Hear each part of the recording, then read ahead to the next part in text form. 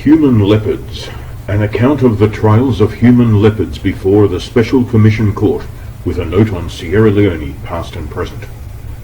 K.J. Beattie, of the Middle Temple, Barrister of Law, for some years resident in Sierra Leone, with a preface by Sir William Brantford Griffith, 1915. Captain Beattie, just before leaving for the Dardanelles, asked me to write a preface. I think that the best preface will be to answer, as far as I am able, several questions which were frequently put to me on my return to civilization after the conclusion of the Special Commission Court. These questions were: what was the object of the Human Leopard Society? Were its members cannibals for the purpose of satisfying an appetite for human flesh, or was it some religious rite? Would the sentences inflicted by the Special Commission Court have the effect of stamping out the horrible practice? The first question can be answered with some confidence. The trend of the whole evidence showed that the prime object of the Human Leopard Society was to secure human fat wherewith to anoint the Borfima. The witnesses told us how the occasion of a murder is used to blood the Borfima, but the potency of this terrible fetish depends upon its being frequently supplied with human fat, hence these murders. The question as to cannibalism, it is not possible to answer with any degree of certainty. The Commission sat for over 5 months, had before it hundreds of witnesses, and the notes of evidence ran into thousands of pages, but the court was a judicial tribunal, and it was anxious to bring its labours to an end as speedily as possible, so that no question was asked or allowed by the court which was not relevant to the issue.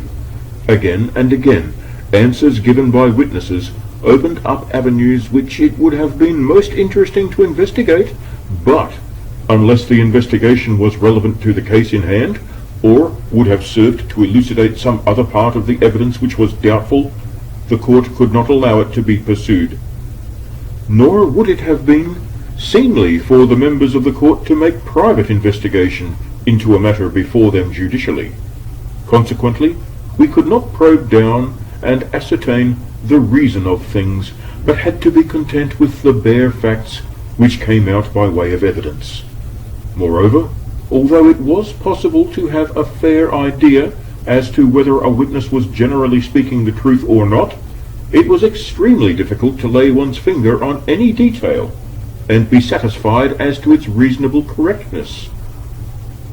Furthermore, whenever a witness approached cannibalism, he palpably made reservations or additions, whilst at all the more interesting junctures we had to keep severely in mind that we were not holding a scientific inquiry, but were a judicial tribunal, having as the sole issue before us whether the deceased was murdered by the prisoners in the dock, in connection with an unlawful society.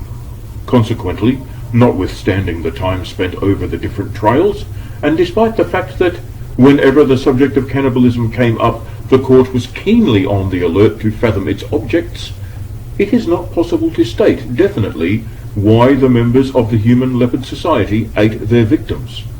There was, however, one outstanding fact. All the principal offenders were men of mature age, past their prime. They were the ones who, so to speak, managed the concern, who arranged for victims, and who received the most coveted portions of the slaughtered bodies. And I formed the opinion that when they devoured the human flesh, the idea uppermost in their minds was that they were increasing their virile powers. There is no sentence in the notes of evidence which I can quote in support of this theory, but after an extended experience of the point of view of the West African mind, and with some acquaintance with the subject on the spot, I venture the opinion that the human leopards eat the flesh of their victims not to satisfy any craving for human flesh, nor in connection with any religious rite, but in the belief that their victims' flesh will increase their virility. Whether that was the original idea when the first person fell a victim to the human leopards may be questioned. Cannibalism is probably only a byproduct in these murders. Originally, It may have been to bind the murderers together and so preserve inviolable secrecy that each member of the society partook of a portion of the flesh. Or it may have been to continue the leopard acting, i.e. by devouring the prey. Or it may have been with a combination of these ideas that cannibalism originated. Gradually, however, the notion arose that human flesh had specific virtues. As the Borfimer's energy was replenished with human fat, so would the cannibal be reinvigorated with other parts of the human body. And possibly during the last few decades, the value placed upon human flesh was equal to, or even exceeded that, set upon human fat. Such an explanation would help to account for the expansion and increased activity of the society during the past 20 years. Then comes the question whether the punishments inflicted by the Special Commission Court will have the effect of stamping out the society. In considering this question, the environment of the people must be taken into account. I have been in many forests, but in none which seem to me to be so uncanny as the Sierra Leone bush. In Mendeland, the bush is not high. As a rule, it is little more than scrub, nor is the vegetation exceptionally rank. But there is something about the Sierra Leone bush, and about the bush villages as well, which makes one's flesh creep. It may be the low hills with enclosed swampy valleys, or the associations of the slave trade, or the knowledge that the country is alive with human leopards.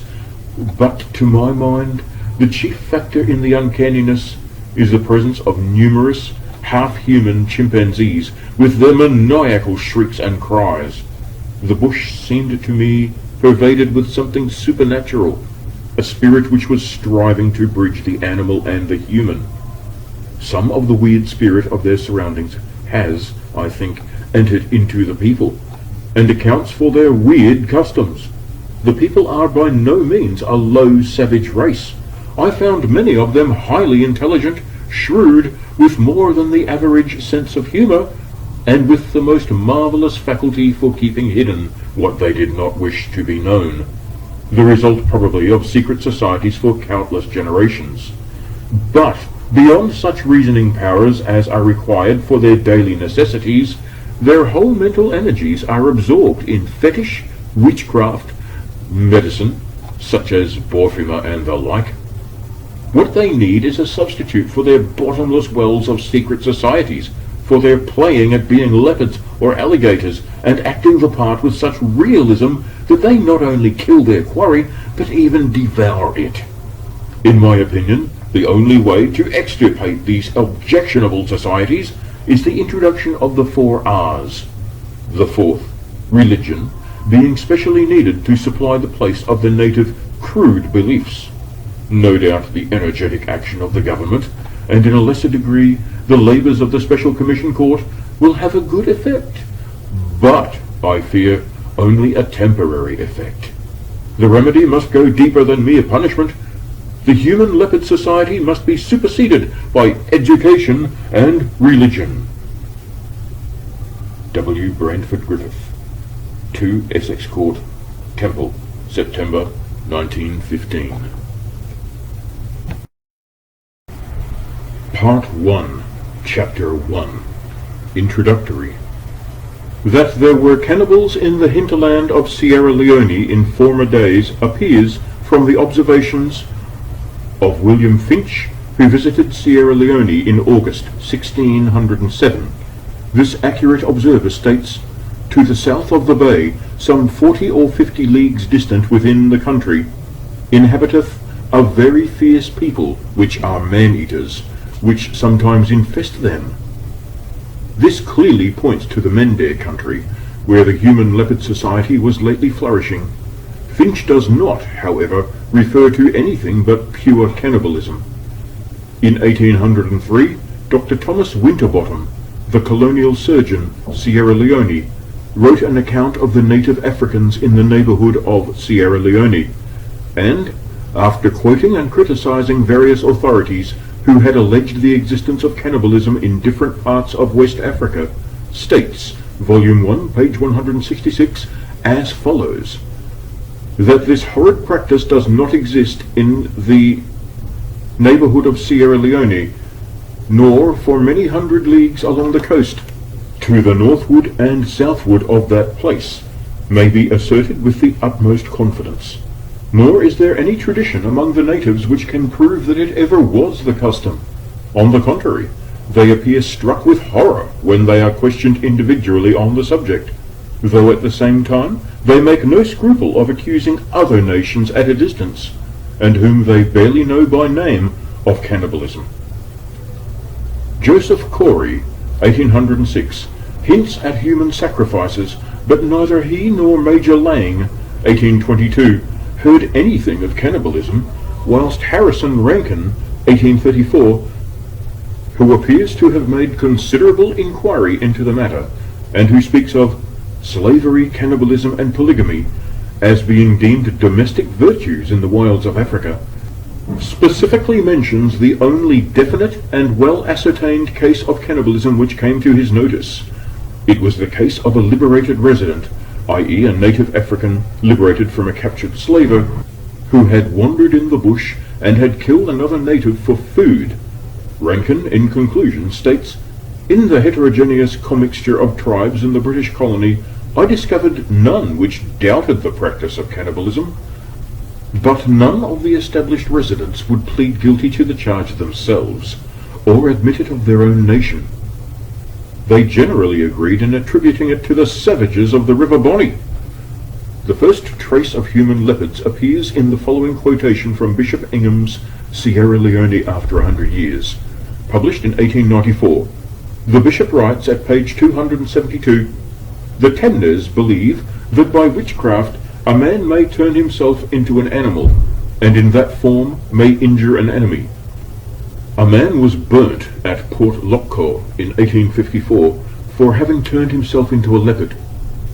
His lordship, who went to Africa about 30 years, and who wrote about 40 years after the event above mentioned, would probably have heard of this fact through Christian natives, who, even if they had known the real reason for the burning, would have been keen to put it to the account of witchcraft, but taking into consideration the frequent criticisms of Kemne boys at Bungbama during the sitting of the Special Commission Court.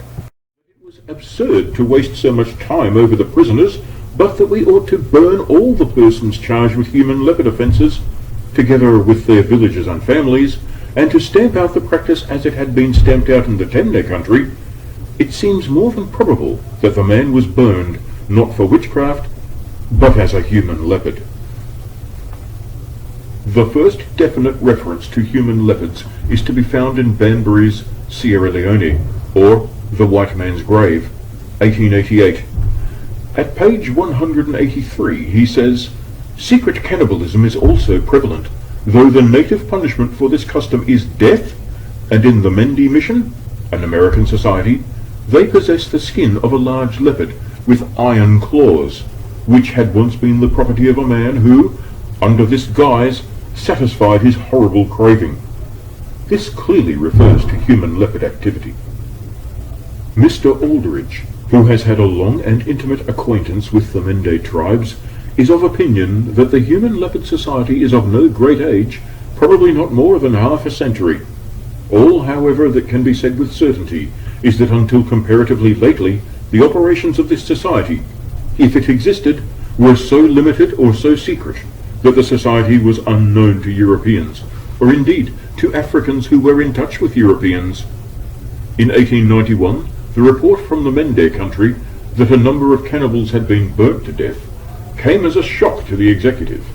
The existence of the practice of cannibalism was known, but there was no idea that there was cannibalism on such a large scale. It seems that the inhabitants of the Imperi chiefdom had suffered so heavily at the hands of the cannibals that they complained to their chief. The complaints being too numerous and too insistent to be disregarded, the chief called a meeting, and the big men of Bungbama, Yandahun, and other towns and villages met at Bogo. Here the question of cannibalism was discussed, and those present were informed that a number of Tongo players had been summoned for the purpose of discovering the cannibals. the guilty parties no doubt depending upon their borfima and bribes to escape detection. On the appointed day, the Tongo players arrived. A huge fire was lighted, and the Tongo players were directed to throw into the fire all persons whom they found to be cannibals. One of the first to be cast into the flames was the principal chief who had been instrumental in calling in the Tongo players, and it is asserted that as many as 80 persons were burnt to death, a number of them anticipating their fate and of their own accord throwing themselves into the flames. A mercantile agent who visited Poro shortly after this terrible retribution reported that the spot where the burning took place was a sickening sight, with its heaps of white ashes and remains of human bodies, whilst Mr. Aldridge, who held an inquiry into the matter, says that the pyramid of calcined bones which he saw at the junction of two roads just outside Poro was about 4 feet high. But the government could not view with indifference such a crude and barbarous administration of justice, and on the 5th of May 1892 issued the following proclamation: Whereas, from time to time in the Imperi country and elsewhere within the colony of Sierra Leone, there have been native plays or dances, commonly called or known as Tongo play, whereby some of the inhabitants of the said colony have been accused of and denounced as being human leopards, or as guilty of various crimes and misdemeanors, and upon such accusation and denouncement they have been unlawfully burnt to death, or otherwise illegally punished. Now, therefore, His Excellency the Administrator of the Government of the Colony, aforesaid, doth hereby publish, proclaim, and make known, that from and after this date the play or dance of the Tongo people, commonly called and known as Tongo play, being contrary to law, must at once cease throughout the colony. That every Tongo person is hereby enjoined and required to quit the colony within 21 days from the date of this proclamation, on pain of being arrested, detained, and deported as a political prisoner. That every person taking part in any Tongo play or action resulting thereupon will be prosecuted and punished according to law. And all the inhabitants of and sojourners in the colony are hereby enjoined to govern themselves accordingly. With all dread of the Tongo players removed, cannibalism burst out afresh towards the end of 1894, and at the beginning of 1895 a number of murders took place. It was then definitely ascertained that these murders had been committed by members of a society which afterwards became notorious as the Human Leopard Society. To deal with this extraordinary class of crime, the government of the colony of Sierra Leone decided that drastic and exceptional legislation was necessary, and a bill entitled the Human Leopard Society Ordinance 1895 was introduced and passed as Ordinance Number 15 of 1895. The object of the ordinance was set out in the preamble, which read as follows: Whereas there exists in the Imperi country a society known by the name of the Human Leopard Society, formed for the purpose of committing murder, and whereas many murders have been committed by men dressed so as to resemble leopards and armed with a three-pronged knife commonly known as a leopard knife or other weapon, and whereas, owing to the number of these murders and the difficulty of detecting the perpetrators of the same, it is expedient to amend the law. Be it therefore enacted by the government of the colony of Sierra Leone, with the advice and consent of the Legislative Council thereof, as follows.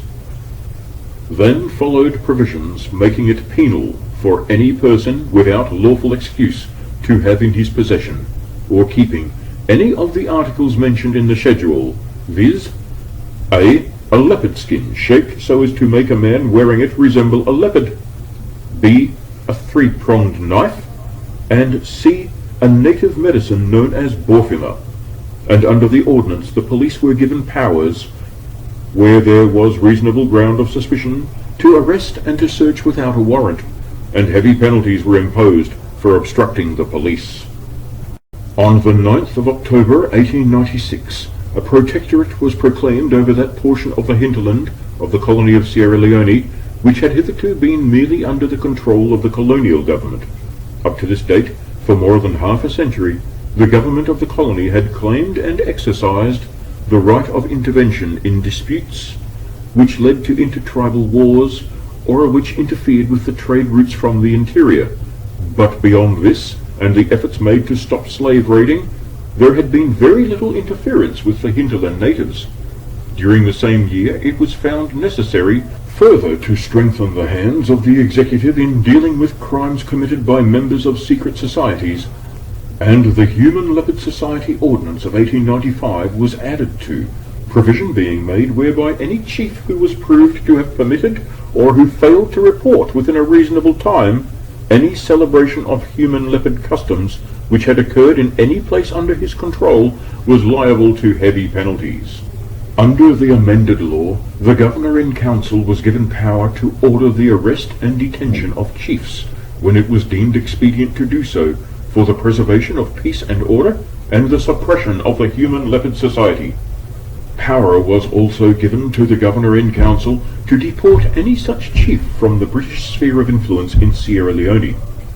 The reason for the latter enactment seems to have been that it was considered impossible for the society to flourish without the connivance of at least some of the chiefs in the part of the territory affected. It appeared that while some chiefs had been most active in their support of the government, others had given no assistance or had even put obstruction in the way of investigating charges by refusing to deliver up witnesses and by allowing them to leave the country, with the result that in many cases it was difficult to bring offenders to justice. Prosecutions, however, took place from time to time for offences against the ordinance, and in a number of cases convictions were obtained on capital charges as well as in lesser offences against the ordinance.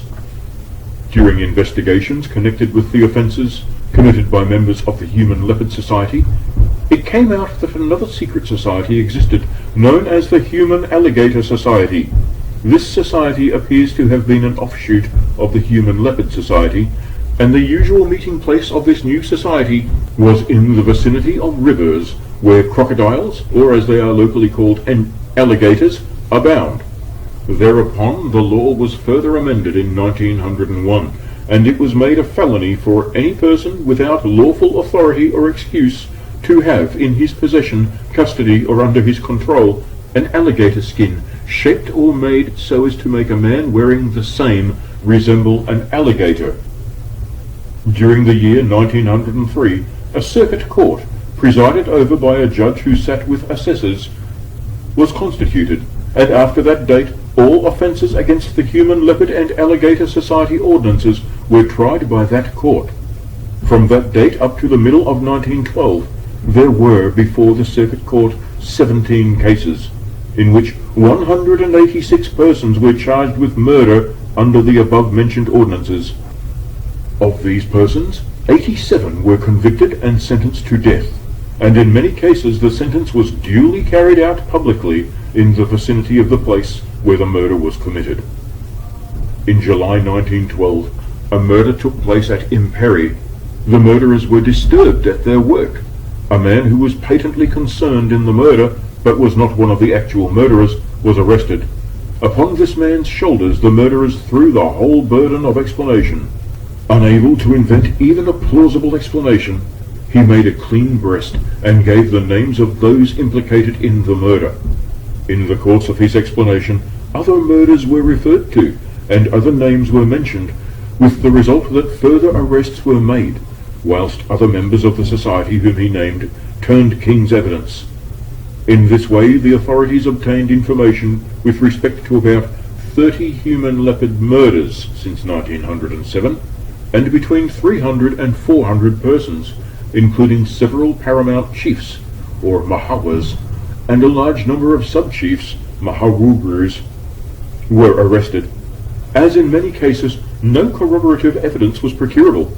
The majority of these persons were released, leaving 108 who were committed for trial.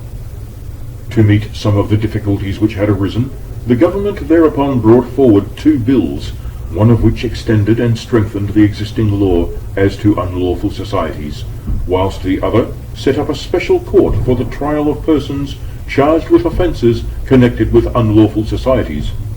and authorized the deportation of persons who, although acquitted by such court, were, in the opinion of the court, a source of danger to the peace of the district.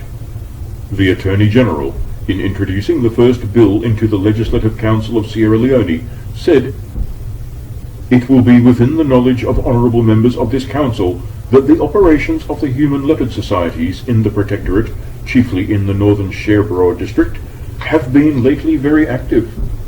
Not only have many murders been committed this year in connection with the human leopard, but murders which have been committed within the last 3 or 4 years have only just come to light. I can say that, so far as I know, there are over 20 murders, at least in connection with this society, perpetrated this year, or within the last 3 or 4 years just recently come to light. This is a very serious state of affairs, and one that has to be dealt with in a drastic manner. As far as my knowledge of this society goes, 20 years ago, its operations were confined to not the big men of the Protectorate, but lesser people. In fact, it was the paramount chiefs who took part in trying to suppress the society. However, it seems as years have gone by, this state of things has changed, either from natural inclination or from force of circumstances, and the society has become too strong for the chiefs, with the result that the paramount chiefs themselves have been drawn into the society and are now the leaders of it.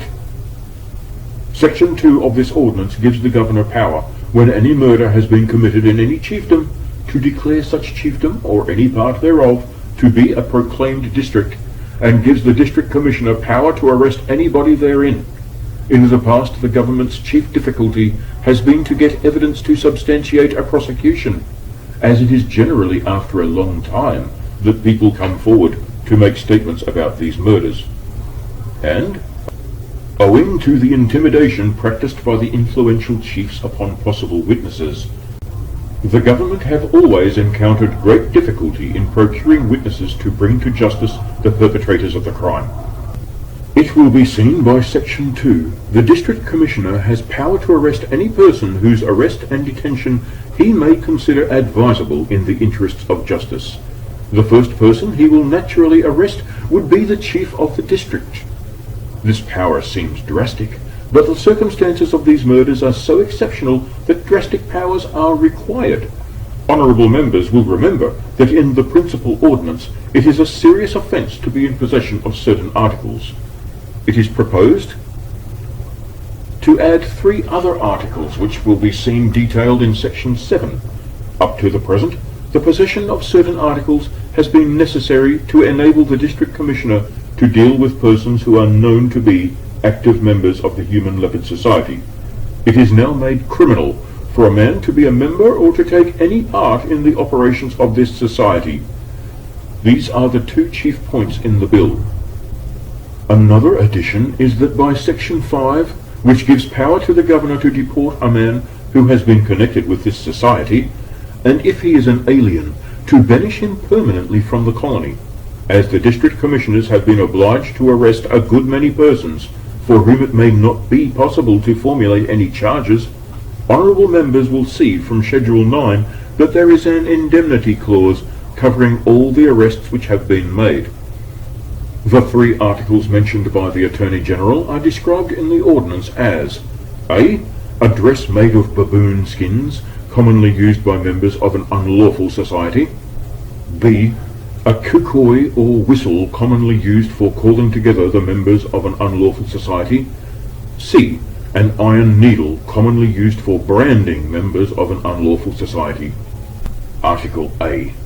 Owing to the fact that a society known as the Human Baboon Society had been discovered to exist in one of the northern districts of the Protectorate.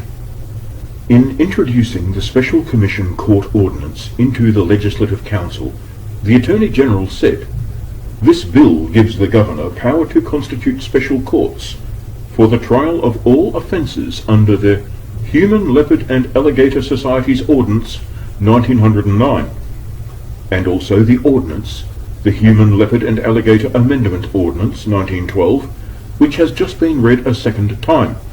I may say that the usual way of trying offenders in the Protectorate is by the Circuit Court, with 3 or 4 native paramount chiefs, but as a great number of these chiefs are implicated and have been arrested in the Protectorate, it is obvious that the services of many, if any at all, will not be available.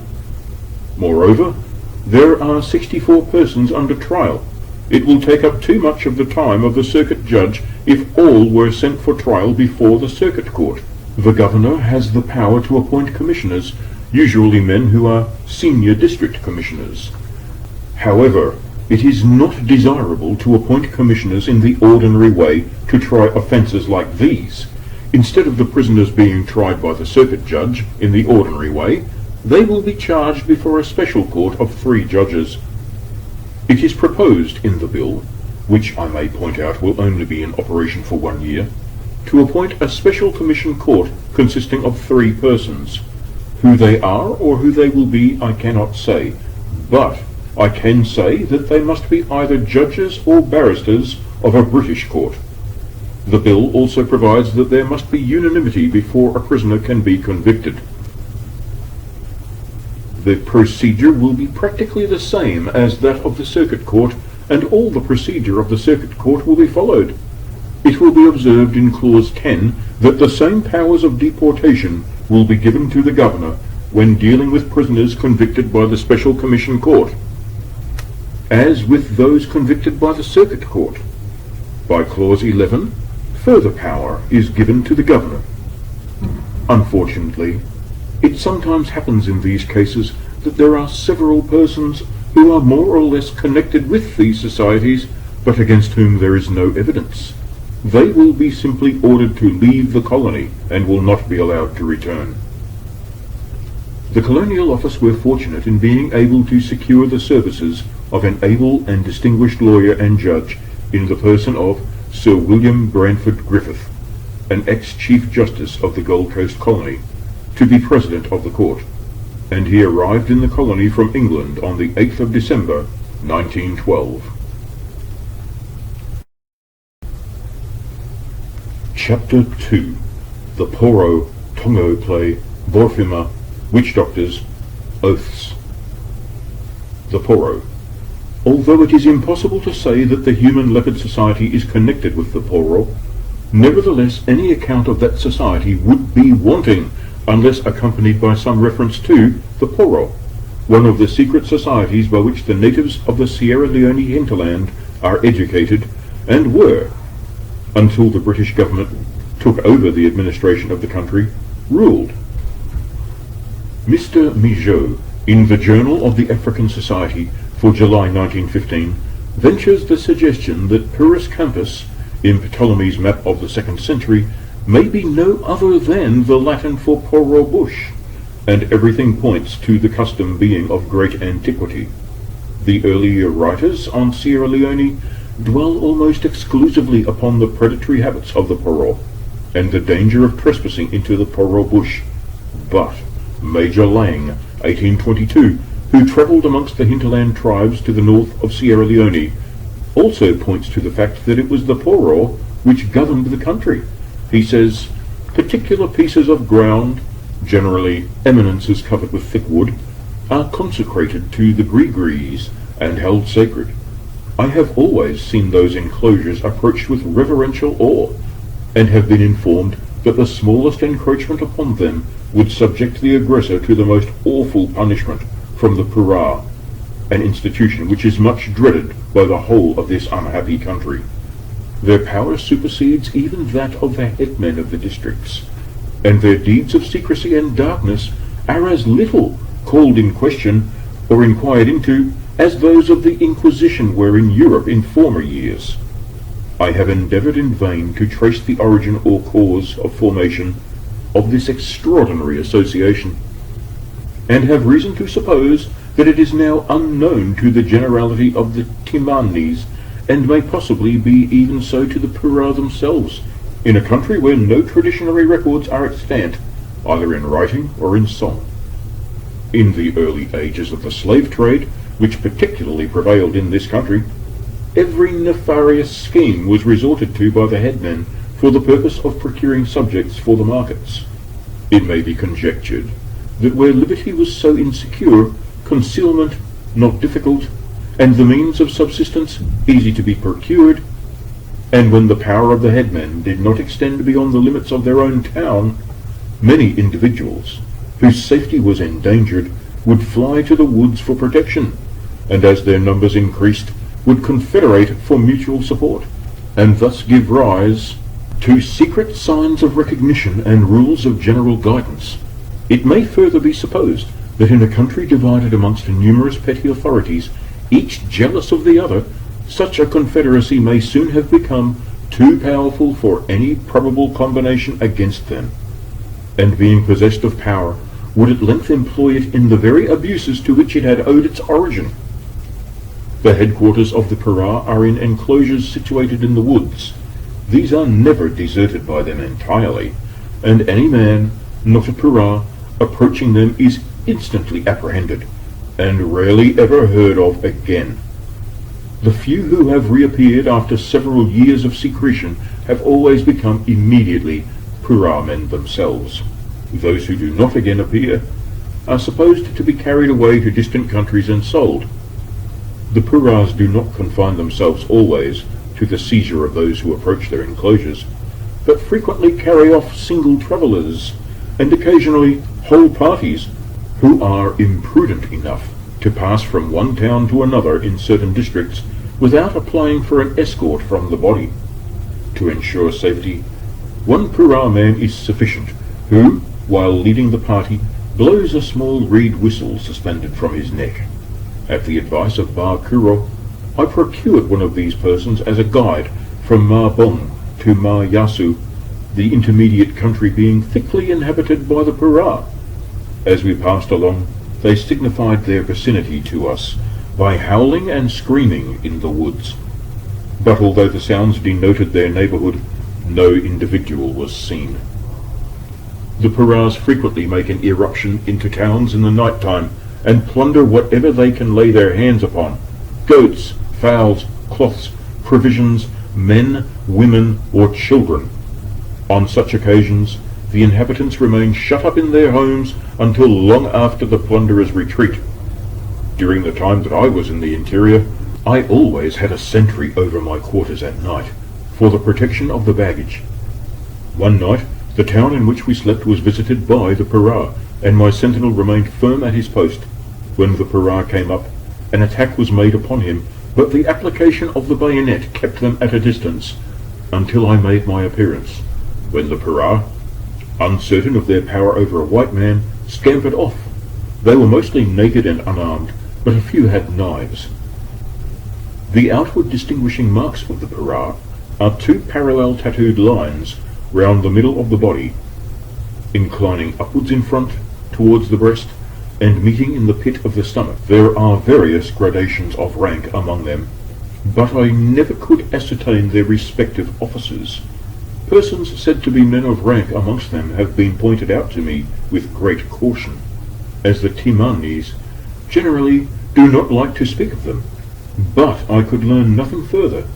Poro men sometimes quit their retirement and associate with the townspeople, following employments of various kinds, but no chief or headman dare bring a palaver against a Poro man for fear of a retributive visit from the whole body. At stated periods, they hold conventions or assemblies, and on those occasions the country is in the greatest state of confusion and alarm.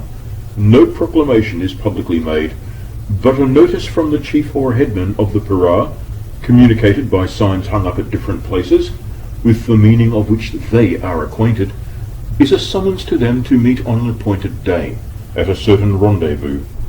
Palavers of great weight, such as disputes between rival towns, or offences of such magnitude as to call for capital punishments, are always settled by the Poro, the headmen of towns not having at the present day, whatever power they may have possessed formerly, the lives or their subjects or dependents in keeping. The Poro may therefore be said to possess the general government of the country, and from the nature of their power, and the purposes to which it is applied, they will probably be found a most serious obstacle to its civilization." End quote. Every subsequent writer touches upon the Poro, and gradually more information is gleaned as to its object and procedure, and the manner in which it exercises its power. The fullest account is to be found in Mr. Aldrich's The Sherbro and its Hinterland, 1901. The Poro is for men only, and it begins by training the youth of the country. Boys between 7 and 20 are taken into the Poro bush for several months. The meetings of the fraternity for initiation of new members always take place in the dry season, from November to April, as they are held in the big bush, a part of which is sufficiently cleared and the ground cleaned. The opening to the big bush is rudely constructed of palm leaves, the entrance being through leafy bowers, and the aperture serving for a doorway hung with country mats. Inside, the place is separated into compartments similarly divided by palm leaves, that entrance also being hung with mats. The whole is beneath the dense and overspreading foliage of high trees, and is known as the Poro bush. This big bush is usually much higher than the usual low bush of the country, and looks more like virgin bush, a scarce commodity in Mendeland. Here the boys are taught and trained and initiated. Here they dance and sing after dark, and here they are imbued with the idea of the power and authority of the Poro. After some months of training, the boy is placed in 1. The messenger or servant class, or 2. The Mohammedan Maori or the Devilmen class, or 3. The Chiefs' class. When further initiation and instruction suitable to his class are given, until the British government proclaimed a protectorate, the government of the country was practically in the hands of the 3rd class. The chiefs would assemble in the Poro bush. They would be sworn to secrecy, and then would discuss the matter in hand. Their orders would be issued and carried out by the whole society. Any member in default could be tried by a Poro tribunal inside the Poro bush, condemned, and there put away. Every member of the Human Leopard Society is a member of the Poro. The main supporters of both societies are the chiefs. The place of meeting for both societies is the Poro bush. This suffices to show how easily the Poro organization can be used, and no doubt has been used, for many of the purposes of the human leopards. When it suits his purpose, a Maori man will insist that by his religion he can have nothing to do with such a heathen custom as the Poro. But one of the features of the Sierra Leone hinterland is the remarkable way in which Mohammedan Maori men are associated with every form of secret society, magic, witchcraft, medicine, and every sort of trickery. Tongo players. A quotation which Mr. Aldrich has been so good as to allow from his Sherbro and its Hinterland, pages 156 to 59, with respect to the Tongo players, already alluded to, will illustrate the atmosphere in which the human leopards worked. Quote, formerly, when suspicious circumstances, such as frequent sudden deaths, or the continuous disappearance of individuals, as in the case of the victims of the human leopards, arose and baffled the local fetish, recourse was had to the terrible Tongo player system, especially if cannibalism was thought to be at the bottom of the mischief. To set this medicine going, the intervention of a most appalling fetish had to be invoked through a class of medicine people from the upper country called the Tongo players. As soon as the Tongo players had determined to comply with a request from a chief, they sent out their emissaries into his towns and villages to obtain information concerning suspected people. When all was ready, the head of the Tongo, named Boamo Nepo, attended by his 2 principal assistants, Akawa, means big thing, and Bujua, which means great thing, with their following, arrived in the principal town and proceeded to clear a space in the bush for their encampment, where they made their fetish medicine. This place of concealment was called Moshundu. In the investigation, one village at a time was dealt with. A messenger was dispatched to call all the men, women, and children to a meeting to be held on an appointed day. The meeting was held on a cleared space called the Korbangai, outside the town, to which the people had been summoned. They were then drawn up into line. Their names were called by a spy from their own village who was in the pay of the Tongo players. Certain questions were asked. The names of suspected persons were then submitted to the medicine men, hidden in the bush, who professed to go through the ordeal by which the guilt or innocence of these suspected persons might be determined. The operator's ordeal was the plunging his hand into a cauldron of boiling oil and pulling out a piece of hot iron. If the hand was burned, it was certain proof of guilt; if not burned, of innocence. The victim thus being found out, he was brought before the head Tongo player, who asked him if he were prepared to pay money. If he were, time was allowed for him to send to his family. Meanwhile he was detained and stopped. Having got as much as they could out of the man and his family, an excuse was made, and he was burned to death. On some occasions a Tongo play was held. The players were arrayed in barbaric costume. They wore a leopard skin cap, the side flaps of which drooped over the face. A leopard tail hung down from the back of the cap, and a sort of doorbell was attached to the end. There was a leopard skin jacket. The wrists, elbows, and ankles were further adorned with strips of leopard skin, the whole costume being completed by short cloth knickers, trimmed with leopard skin, and leopard skin gaiters. The Tongo players came out and danced. The headman and his attendant carried a knobbed staff set with sharp cutting instruments, called the tongora, which was loosely veiled with leopard skin. While dancing, the headman and his two attendants suddenly rushed up to the suspected persons and dealt them heavy blows with the tongora, blows which may or may not have killed them at once. But, whether killed or not, they were quickly taken away and thrown on the fire. Borfima. A word which was constantly heard before the Special Commission Court was Borfima, the medicine referred to in the Human Leopard Ordinance. The word is a contraction of Bore Fima, medicine bag, and is usually, but not invariably, tightly bound up in a leather package.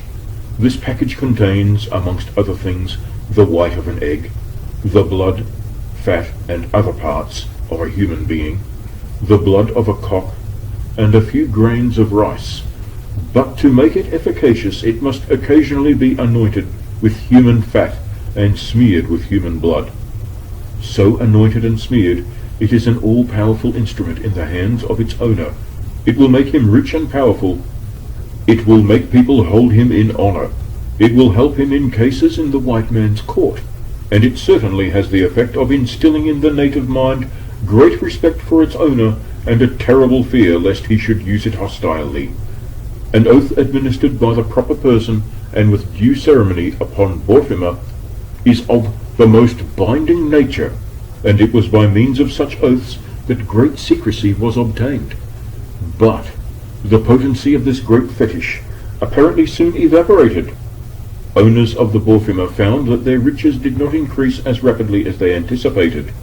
They lost cases in the courts. Expectations were not realized with respect to adverse witnesses upon whose hearts and livers and kidneys imprecations had been showered. All this showed that the Borfima had become weak and needed resuscitation with fresh human fat and blood, and to obtain this human fat and blood was the primary object of the Human Leopard Society.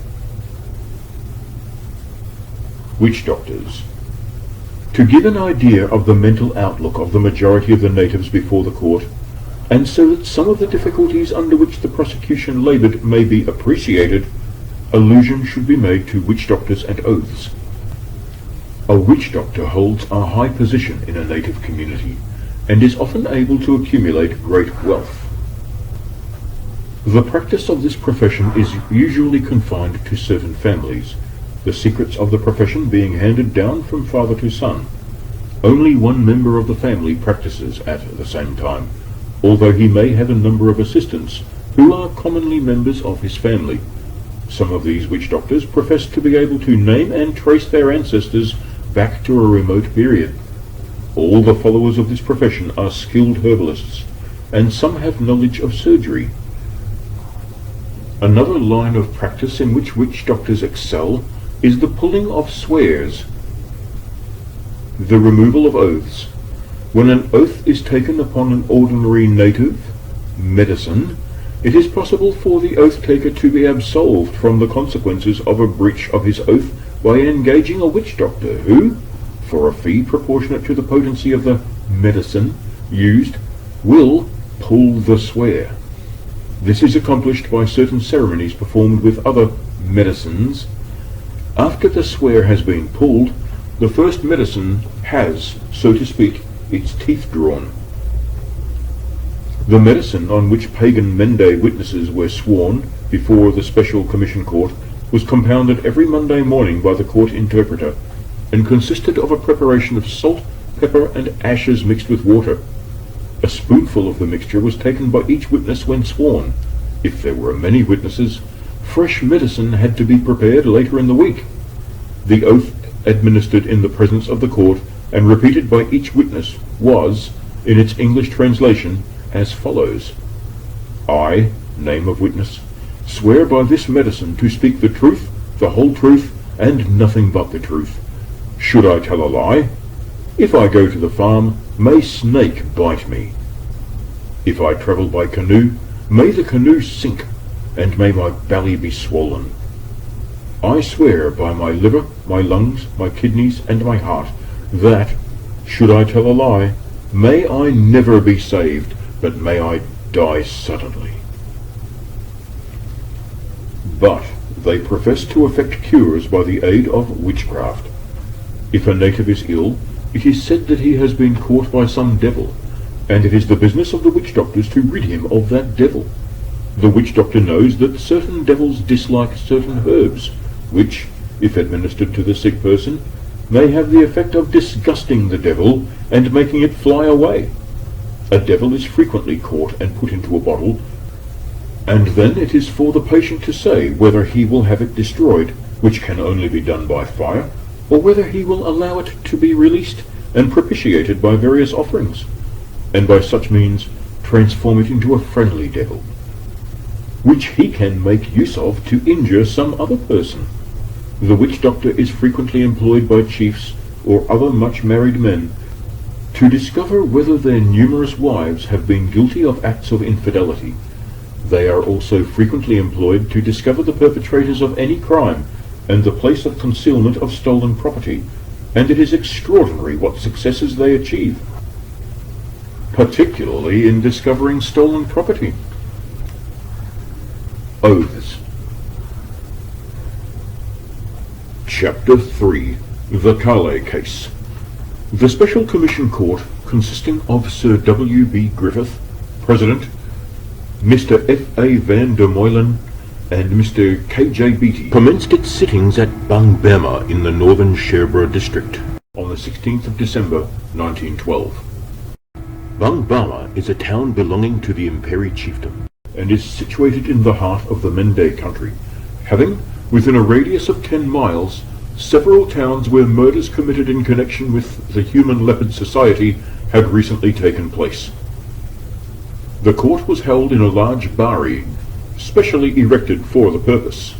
The prisoners were confined in a number of huts surrounded by a stockade, and were guarded by a company of the West African Frontier Force. Several members of the Freetown bar were present for the purpose of defending various persons to be tried by the court. The first 2 days were occupied chiefly with legal questions raised by counsel on the cases before the court. The first case dealt with was the one known as the Calais case, which occupied the time of the court for nearly a fortnight, and in which the evidence of a large number of witnesses was taken. 3 men were charged with the murder in or about the month of March 1911 of a boy named Kalfala, aged about 14 years. The murder took place at a village named Calais, which is situated on the bank of the Mongeri River, opposite the town of Mongeri, both of which places are within the Jong chiefdom. The accused were all headmen, and men of importance in the chiefdom, and the deceased Kalfala was the son of one of them, and was at the time of his death in the process of being initiated into the Poro. The three boys who were put in the Poro bush at the same time as the deceased gave evidence before the court, and described how they had been captured by the Poro devils and taken to a Poro bush at the town of Senehon, which was under the control of an important person who was described as the Kumrabai, or kingmaker, of the Jong chiefdom. While they were in the Senehon Poro bush, two of the accused came to the Kumrabai and asked that these boys should be allowed to go to the Kale Poro bush, so that they should be available to assist in farm work. Permission was at first refused, but eventually they were allowed to go, where, in accordance with Poro custom, they worked out of sight of all women. A shimbek, i.e. a grass hut with grass walls, was built in the Kale Poro bush for the boys, and for several nights they slept in this shimbek. These three boys stated that one evening the three prisoners, one of whom was the father of the deceased, came into the Poro bush and told them that they were to come out of the bush that night and sleep in the bari, a shelter with low walls, at the back of a house belonging to one of the accused, the deceased's father. They described the position in which they slept, how shortly before daybreak they were awakened by a noise, and how they saw one of the prisoners holding the deceased boy by the legs, whilst another of them, who had a leopard skin over the top of his head and hanging down his back, was bending over the body. The boys raised an alarm, and as the accused ran away, they heard sounds which resembled the pit-pat of hurrying feet, and the impression created was that it was a large number of persons who were running away from the bari. Soon after this, the father of the murdered boy again appeared on the scene. He went immediately to the bari, and appeared to show grief on seeing that his son was dead. His accomplices next appeared, followed shortly afterwards by a number of other men, who assisted in carrying the body to the Poro bush.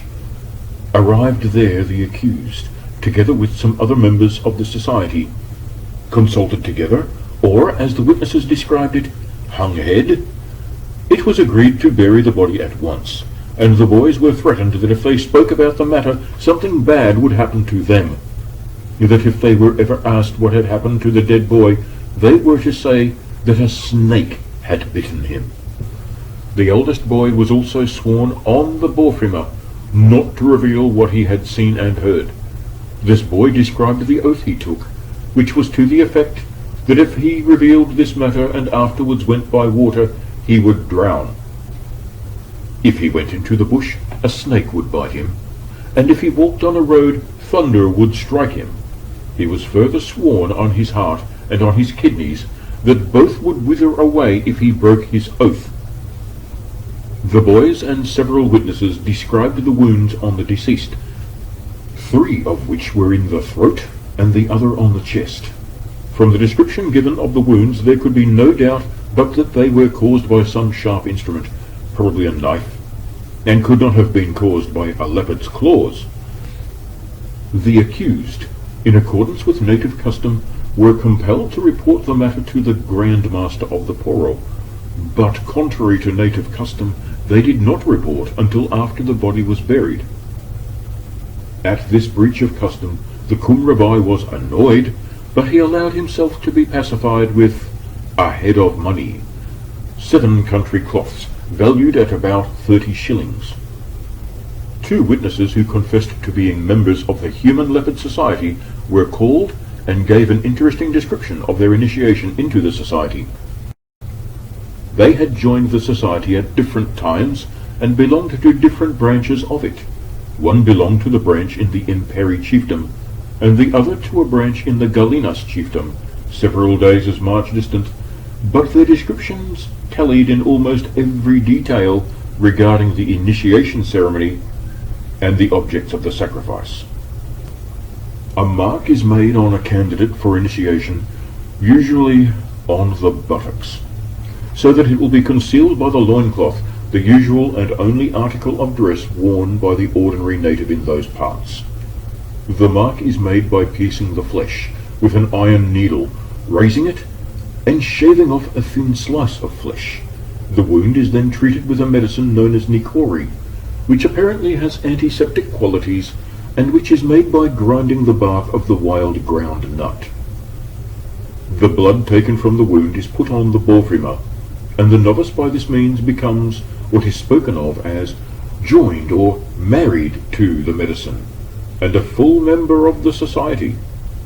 Meetings are only held when the leaders of the society consider that the borfima belonging to their particular branch requires what is spoken of as feeding or blooding, and this can only be done by the killing of some person. Apparently, one of the rules of the society is that a victim must be provided by a member of the society.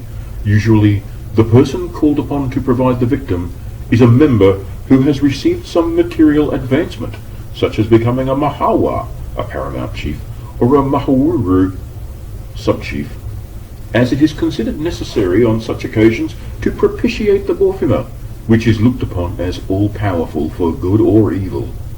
When it is arranged who is to provide the victim, a date is fixed, usually 4 to 6 days later. A rendezvous is decided upon, and the persons who are to do the killing are selected. The second meeting is generally fixed for just after dusk, usually in the Poro bush, and the victim is either enticed to a place in the vicinity of the meeting place, or certain members are appointed to do the killing in the town or village, and convey the body to the Poro bush, where the borfima is first blooded, and then the body is divided up among the members, and, according to the evidence of the ex-members of the society, the flesh is either eaten raw on the spot or taken away and cooked. To use the words of one of these witnesses, quote, "Some like it raw, some roast, and some prefer it boiled with rice," end quote. The witnesses also described how the members of the society made themselves known to each other by a movement of the second finger across the palm of another person in shaking hands, and also by a peculiar rolling of the eyes. Both signs were demonstrated to the court. The witnesses examined certain marks in the buttocks of the 3 prisoners and alleged that they were the marks made at initiation into membership of the Human Leopard Society. The following somewhat interesting point of native custom was touched on in the evidence. When a boy who is in the Poro bush dies, the body is buried there, and his death is not announced to the female relatives until after the Poro has, quote, been pulled, unquote, or finished. It is the duty of the lakai, the head messenger of the chiefdom, and a high officer in the Poro, and of him only, to announce the death.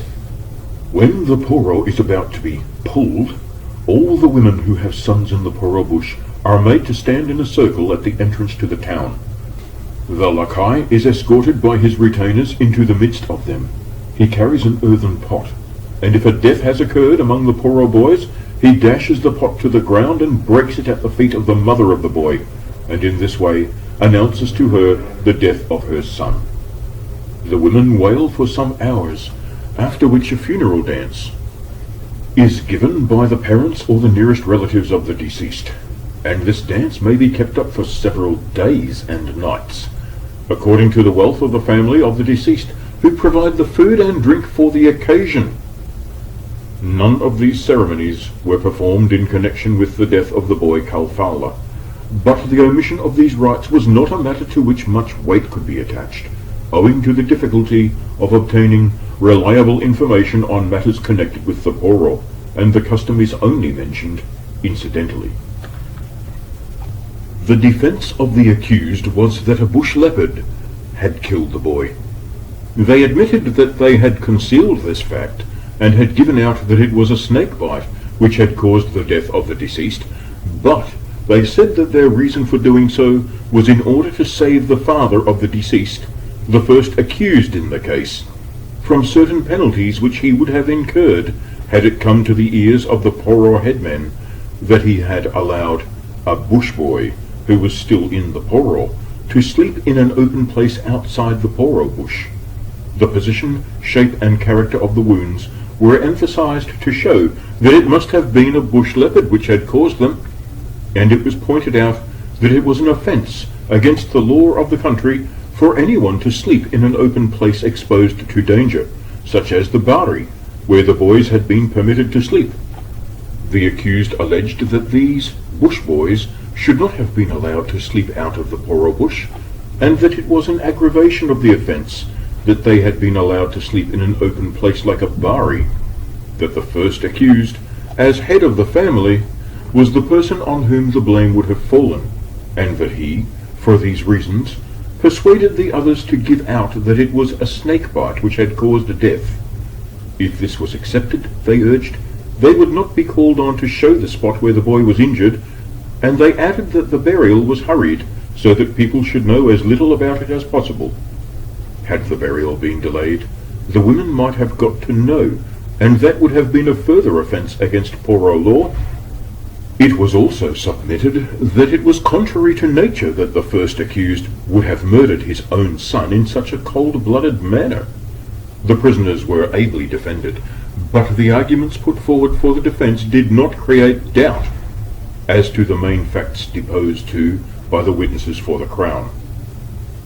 From the evidence of the witnesses, one thing emerged conclusively, viz., that it was no bush leopard which killed the boy, but that it was some person or persons simulating a leopard who murdered him, and the evidence of the other boys that they had heard the pattering of many feet outside the Bari when they raised the alarm pointed to the fact that there were a number of persons concerned in the murder.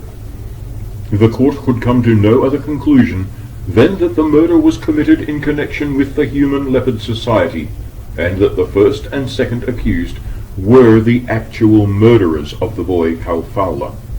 These two men were found guilty of murder and sentenced to death, and were publicly executed at Martru in the presence of the acting paramount chief and a large number of his people on the 25th of January 1913.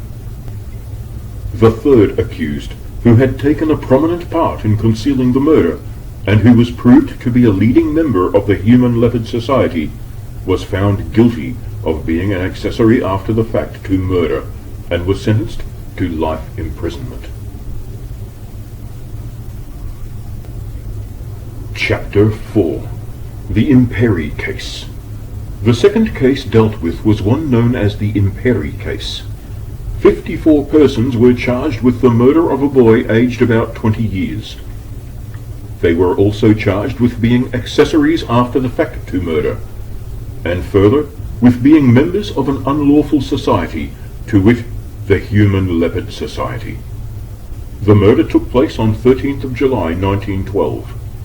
The Crown Prosecutor, for want of evidence to corroborate the story told by accomplices who had turned King's evidence, only proceeded against 15 of these persons on the capital charge. The case was commenced on the 13th of January, and the verdict was given on the 3rd of March. 59 witnesses gave evidence, and the notes of evidence taken reached nearly 1,000 foolscap pages. The facts as alleged by the witnesses for the Crown were as follows. Very early on the morning of Sunday the 8th of July, 1912, the leaders of the Human Leopard Society met at some place near the town of Victoria, the chief commercial town in the Imperi Chiefdom, and decided to hold a general meeting of the society that same evening in the Imperi Poro bush. The Santigis, or messengers of the society, were dispatched to warn members to attend, and about 60 of them met that same evening. They began to arrive at the rendezvous, which was a clearing in the centre of the Poro bush, soon after dark.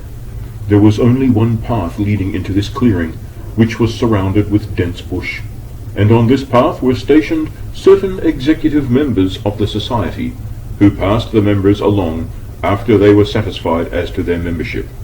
They proved this chiefly by the peculiar handshake of the society. No lights were allowed at this meeting. Towards midnight, the president of the society, who owed his position to his being the most important man in the chiefdom, arrived with his staff, and after the names and rank of the persons present were called, he proceeded to address the meeting. He announced that the object of calling members together was to discuss and consider the question of providing food, or in other words, blood and fat, for their medicine. That it was some time since the parent Borfima was fed, and that it was necessary that their own Borfimas should also be blooded and anointed. A discussion then arose as to the means of providing the necessary victim. One of the members present was asked to supply a victim, and when he demurred, it was pointed out to him that it was his turn to do so by the rules of the society, and it was suggested that the person to be supplied should be his adopted son Yagba. Both this member and the uncle of the boy Yagba protested strongly. A heated discussion followed, and finally the two members in question were informed that unless they immediately consented to give the boy asked for, either one or both of them would take his place. Under fear of this threat, they consented. It was then arranged that the members should meet again on the Friday following, and both the father and uncle of the promised victim were warned that if the boy disappeared or there was any difficulty about obtaining him, one of them would be taken instead. After nominating two of the members to do the killing, and others to convey the body to the Poro bush, the meeting was adjourned. On the following Thursday, a boy died in the town of Imperi, and his body was buried next day.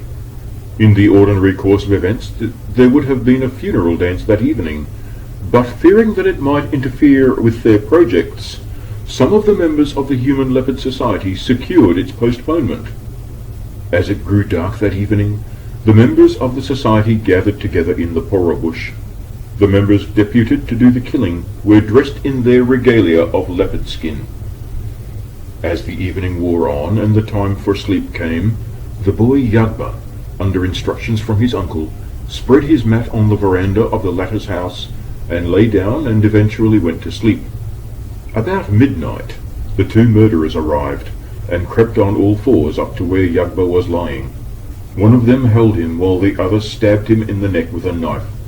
Death was not instantaneous, and the boy moaned and beat the ground with his feet. This awakened some women and a youth who were in the house, and their screams aroused the whole town. An attempt was made by the two murderers to drag the body away, but as a number of people rushed out of their houses, they gave up their attempt and fled into the bush, where they warned the others of what had happened and got rid of their leopard skin dress. The members belonging to the town hastened to get back to their houses before their absence should be discovered. The townspeople collected round the body of the murdered boy and kept saying to each other, "What is this trouble? What has happened?"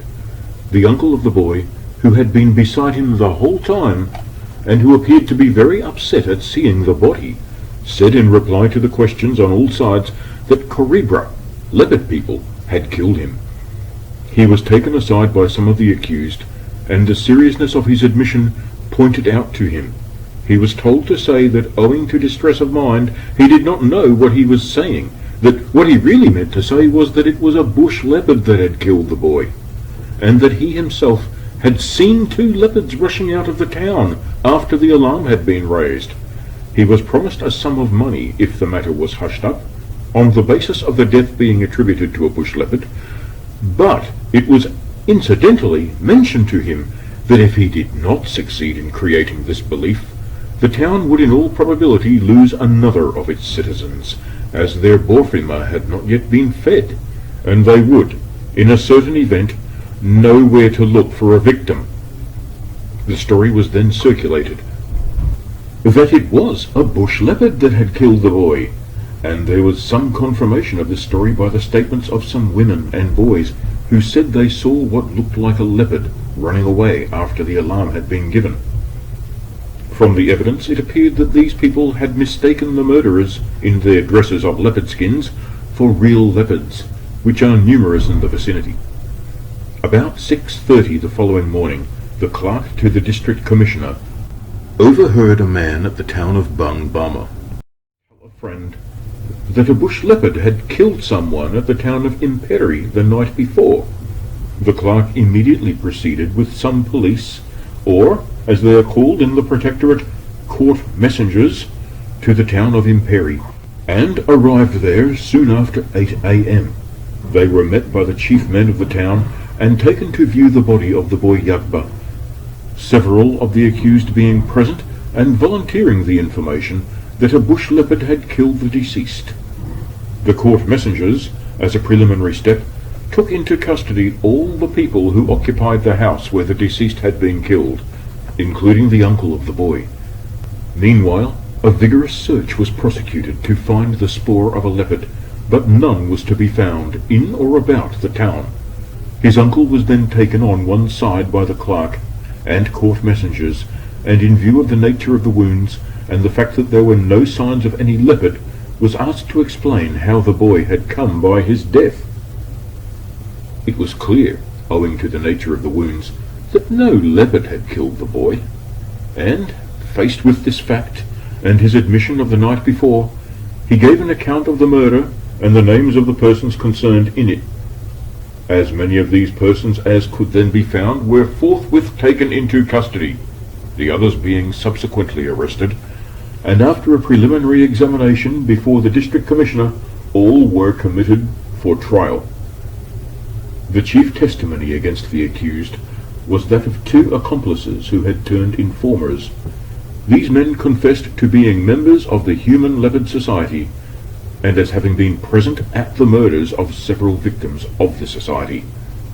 They gave evidence to the effect that all the accused bore the mark of the Leopard Society. The mark on each of the accused was pointed out during the hearing of the case, but although there were certain peculiarities about the mark, and although its position on the person of each of the accused was in most instances approximately the same, yet, owing to the fact that the majority of them had other marks, similar in shape and colour, some doubt existed as to whether the marks pointed out were really the marks received on initiation into the society. After hearing the evidence, no one could doubt that a murder had been committed, and that murder had been committed by members of the Human Leopard Society. Their plans miscarried. They were disturbed at their work by the cries of the occupants of the house. The actual murderers finished their work, but those deputed to carry away the body failed. The uninitiated in the village awakened and saw what had happened, and it was too late to remove the body. The question then followed as to whether the persons charged were those who had actually committed or who had taken part in the murder. The evidence of the accomplices was strong, but the chief difficulty in regard to the case for the Crown was to obtain corroboration of the evidence of these accomplices. In cases of this sort, where the principal men are bound together by the bonds of guilt as well as of secrecy, where the victim is provided by the head of the family, who, instead of ferreting out the crime, uses all his influence to have the matter hushed up, and where the whole people cower down in dread of the terrible vengeance threatened by the awe-inspiring Borfima.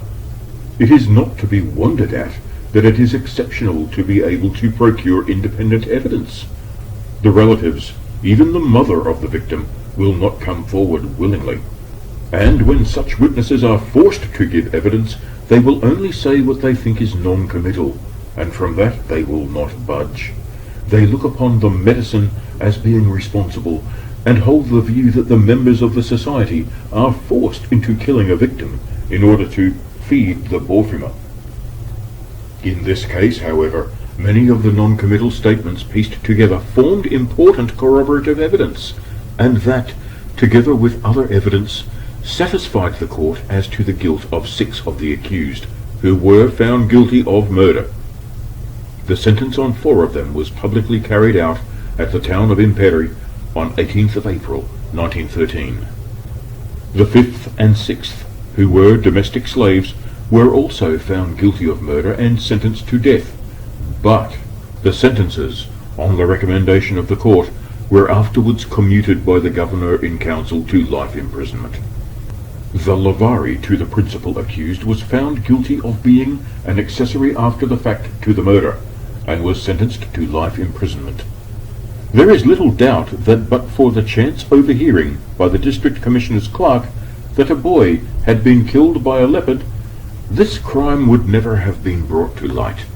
After a time, when all trace of evidence had vanished, it would have been given out that the boy had been killed by a bush leopard, and this story would have been all the more difficult to disprove from the fact that in that neighborhood leopards abound.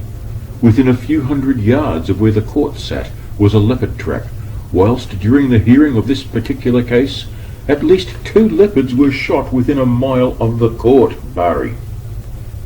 Chapter 5. The Kabati Case. The next case dealt with was the one known as the Kabati case, from the village where the murder took place. In this and the following cases, Lieutenant Colonel H.G. Warren sat in place of Mr. Van der Meulen, who proceeded on leave. Originally 56 persons had been charged and committed for trial on a charge of murder. The person murdered was a young woman named Minnie, and the murder took place in or about the month of May 1911 at Kabati, a small village in the northern Sherbrooke district of the Protectorate. As in the previous case, sufficient corroborative evidence to support the stories told by accomplices, who were the chief witnesses for prosecution, could not be obtained, and the Crown Prosecutor decided to proceed against only 3 of the prisoners, entering a nolle prosequi on the capital charge against the remainder.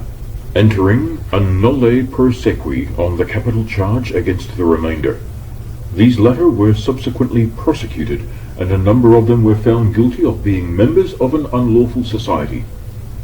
Of the 3 men proceeded against, 2 were men of importance in the Protectorate.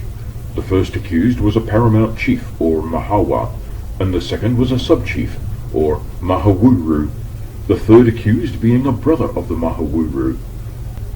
The girl Minnie was weak in intellect, but to what extent it was not easy on the evidence to say. She was the niece of the second accused, the Mahawuru, and for some time prior to the murder had formed a member of his household. The story told by the witnesses for the Crown was as follows. Sometime toward the end of May 1911, a meeting of the members of the Human Leopard Society was convened and held one evening at Mosenge, a deserted village on the borders of the Imperi and the John chiefdoms, and was attended by most of the members belonging to that particular branch of the society. Soon after dark, the members began to arrive, and after giving the countersign, were admitted to the meeting. A small fire was lighted, round which the members sat. 3 Mahawas, or paramount chiefs, were present, and they, with other big men of the society, sat in front with their subjects, in order of precedence, immediately behind them. When all those summoned were assembled, the second accused, the girl Minnie's uncle, was elected Mahane, presiding officer of the meeting. He first called the names of all the principal men, who answered to their names. The senior member then, in accordance with the custom, said to the second accused, "You," mentioning his name, "have called a meeting of the members of this society, which should not meet except when important business is to be done. We therefore look to you now to tell us what that important business is." The second accused, after walking 3 times round the circle, proceeded to address the meeting. He said, "The spirits have spoken to me, and told me that unless we want something bad to happen to us, we should put blood on our borefemers when 4 days and 4 nights have passed. When 4 days and 4 nights have passed, I invite you all to meet again, and at that meeting I myself will supply a person whose blood will satisfy the hunger of the borefemer." In answer to inquiry, the second accused further informed those present that the person he proposed to give would be his niece, Minnie, whom he stated had a devil in her.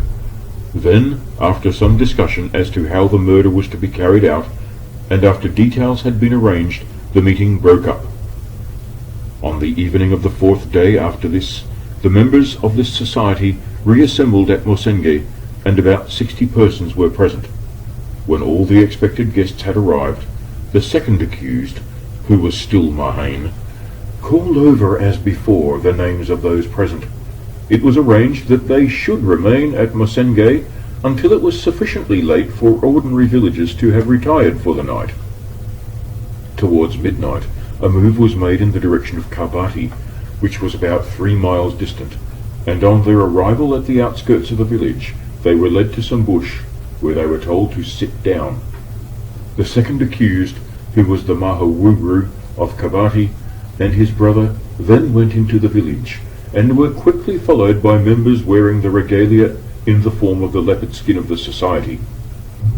The woman Meanie had for some days previous to this been sleeping alone in a room at the back of her uncle's house, at some distance from where his wives and the other members of his household slept, and one of his domestic slaves, who for the purpose of performing menial acts had been made a member of the society, was placed on guard over her. On this man signalling that all was well, the second accused went into the room and quickly awakened the girl, who followed him down the bush path to where the other members were waiting. She came quite quietly and did not appear to realize that anything unusual was occurring. It was stated by persons present that a Firi, a horsetail elaborately decorated with sebes, and an Aku, Yoruba cap, to which more sebes charms, that is, were attached, were then produced by 2 more important members of the society, and that a certain ceremony was gone through which included the pointing of these things at the girl.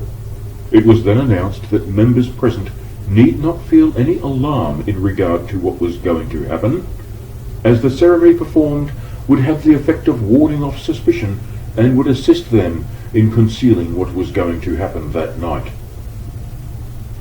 It was alleged that the third accused then went behind the girl and stabbed her in the side with a large knife. She fell forward and was immediately seized by 4 men and hurriedly carried farther along the path to a small clearing. The other members of the society fell in behind. The body was deposited near where the society's medicine, the Borfima, had been placed, and veins of the victim's throat were opened so that the blood might flow over the medicine. After the parent Borfima had been blooded, a few persons who were sufficiently important to be able to keep their own Borfimas advanced in order of seniority and collected a few drops of blood on their medicine, which they had brought with them for that purpose. 2 men were then nominated to cut up the body. The belly was first cut open and flapped over the chest, and the interior organs were removed. The breasts were then cut away and given to one of the Mahawas chiefs, and part of the belly, the finger and toenails, and the scalp containing the hair were given to the first accused. The heart was set aside to be sent to an important and educated member who was represented at the feast, but who did not wish to be present himself. The more important persons present named in turn the particular piece of flesh they wanted, and the remainder of the body was divided among those of lesser importance. A fire was lighted, over which a certain quantity of flesh was cooked, but a number of the members appeared to have vied with each other in seeing what quantity of raw flesh they could eat. The bones, after being picked clean, were left lying near the spot, and the empty skull was thrown down an incline towards a stream some 20 or 30 yards away.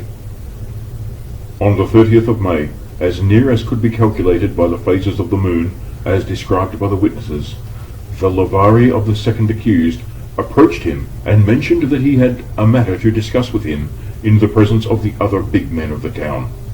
A meeting was immediately called, and those summoned assembled under a coconut tree near the compound of the second accused, who, as has been already stated, was Mahawuru, or sub-chief of Kabati village. The Lavari, who was an old man and of some importance in the village, said that he had summoned those present, as it had been brought to his notice that the girl Meanie was missing, that apparently no effort had been made to find her, that trouble had been caused in the past by persons disappearing, and that as they do not wish to be viewed with suspicion by the government authorities, they should make every effort to trace the missing girl. The second accused said that it was true that his niece was missing, but that he did not know that there was any occasion for alarm, as the girl was crazy, and that she had disappeared before and had been found without much difficulty, that she had probably gone to her parents at the town of Yandahun, that he was quite able to look after his own affairs, and that if he had wanted the help of the people of the town he would have asked for it, that he looked upon it as consciousness on the part of his lavari to have interfered in a matter connected with his household, and he added that there was nothing they need do but beg him, that is, apologize to him, for making a lot of unnecessary trouble. That evening he left the town and was absent for some days. On his return, he summoned the people together to the village court Bari and said that someone, whose name he had not yet been able to ascertain, had been to the village of Makelpi and had spread a report that he had sacrificed his niece, and he angrily asked who had done this. Of course, everyone denied having said anything, and some discussion arose between the people and himself as to why he had not told them at the time of the disappearance of his niece. One of those present expostulated with him for his callous conduct in not having caused a general search to have been made immediately after it was noticed that the girl was missing. To this he replied that he had told certain persons, but these persons, on being referred to, stated that it was not till after they had commented on the girl's disappearance that he had mentioned anything about her being missing. At this meeting, it was decided that all the young men of the town should search the fakais, farm villages round about, and search parties were then and there formed. It should be mentioned in connection with this meeting that a rumour had reached the town that the disappearance of the girl had been reported to the government, and this probably accounts for the strong action taken by the people in expressing dissatisfaction with their mahawuru. Towards the evening of the same day, whilst the people were searching, the sound of bugles was heard, and two paramount chiefs arrived from opposite directions with their followers simultaneously in the town. One of these was the Mahawa, or paramount chief of Imperi.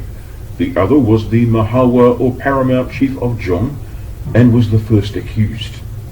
It was about this time that the third accused disappeared from the town. The two Mahawas, to give them their native titles, announced that they had been sent by the district commissioner to investigate the circumstances connected with the disappearance of the missing girl, and they said that they had been instructed to see that a proper search was made. Before the special commission, court witnesses swore that both these Mahawas were actually present at the murder, but the people of the town of Kabati at that time seemed to have had no suspicion that either of them was in any way connected with the disappearance of the girl, or that they were members of the notorious Human Leopard Society. The Mahawas then ordered the arrest of all the big men of the town, who, including the second accused, were detained in a bari, whilst the remainder of the townspeople were instructed to continue searching, but no trace of deceased was found that day. The next day, search was continued, and some bones were found. The Mahawas went to see these bones, which were less than half a mile from the town, and everyone appears to have agreed that they were the bones of the missing girl. Some of the people appeared to have information that the Assistant District Commissioner was on his way from the town of Victoria, which was then his headquarters, to visit the town of Kabati, and he arrived there soon after the discovery of the bones. He was taken to where the bones were along a path that had been newly cut through the bush, but he noticed what looked like an old path leading from the place where the bones were found, and that the bush round the spot appeared to have been cleared at some recent date. This, however, was explained by pointing to a farm on the other side of the stream, and by saying the people had probably come there to cut sticks to build a farmhouse. He noticed a black patch about a yard in diameter, and remarked that there had been a fire there, but one of the Mahawas, the first accused in the case, remarked that that was where the body had rotted. The Assistant District Commissioner stated in his evidence that on one side of the black patch were some bones which looked like leg bones, and piled on them were other small bones, and he said that from their position they must have been so placed by human agency. They were just as if people had been gathering sticks. There were other bones scattered about within a radius of 15 yards. The bones were dry, and he found no marks upon them.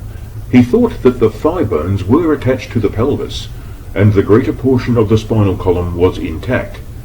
He made a careful search for clothing and beads, but there was no trace of any. He said that on the way to the bones, the first accused told him that the girl was crazy and had gone into the bush and died. After seeing the bones and ordering them to be collected, the Assistant District Commissioner asked for the skull, and was told that it was at the foot of the hill near a stream just below the bones. He went there with the first accused and others, and found the skull at the edge of the stream, in a spot so exposed that it was visible for about 20 yards inside the farm across the stream. The skull was absolutely clean, bleached, and, quote, perfectly dry, end quote. At the top of one jaw, level with the ear, the bone was broken. There was no doubt in the minds of any of the witnesses that these were the bones of the girl Meanie. No further trace of her was hinted at, and no cross-examination was directed to that point. The Assistant District Commissioner then released all the villagers who had been arrested, except the second accused, the uncle of the deceased. He also held an inquiry into the circumstances of the girl's disappearance, and as a result, took the second accused in custody to Victoria. Being unable, however, to obtain any evidence to connect him with the death of the girl Meanie, the Assistant District Commissioner placed the matter in the hands of the Mahawa of John, the first accused, who found that his Mahawuru, the second accused, had failed to report the disappearance of his niece, and fined him £50 and deposed him from his office of Mahawuru. There, for the time, the matter ended. In July 1912, the Imperi murder, already dealt with, took place. The murderers were disturbed at their work, and one of their number, on whom suspicion was cast when called out upon for explanation, admitted that it was a leopard murder and mentioned the names of several persons who were implicated. He was brought to Gbangbama on the 15th of July, 1912, having previously confessed to being a member of the Human Leopard Society, and as having been present at the meetings where the murder was arranged. A number of names were mentioned by him in connection with this murder, and amongst them was that of the second accused. Facts with respect to previous murders were then elicited, but, although he mentioned a great many names, he did not mention those of the two Mahawas, or paramount chiefs, as having been present at any of those murders.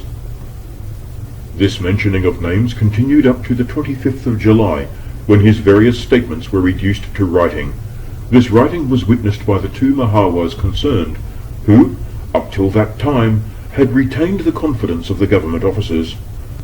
On Monday the 29th of July, the District Commissioner had an interview with the informer for the first time, without the presence of the Mahawas, and something was said which induced the District Commissioner to order forthwith the arrest of one of them, the first accused. At once, court messengers were sent to search his quarters in Gbangbama town. They found in a box in his house a chewing stick of a peculiar kind, a cap with sebes, or charms, and an envelope containing human hair, and in a gown, hanging close to his bed, they found a small packet containing 9 pairings of human nails.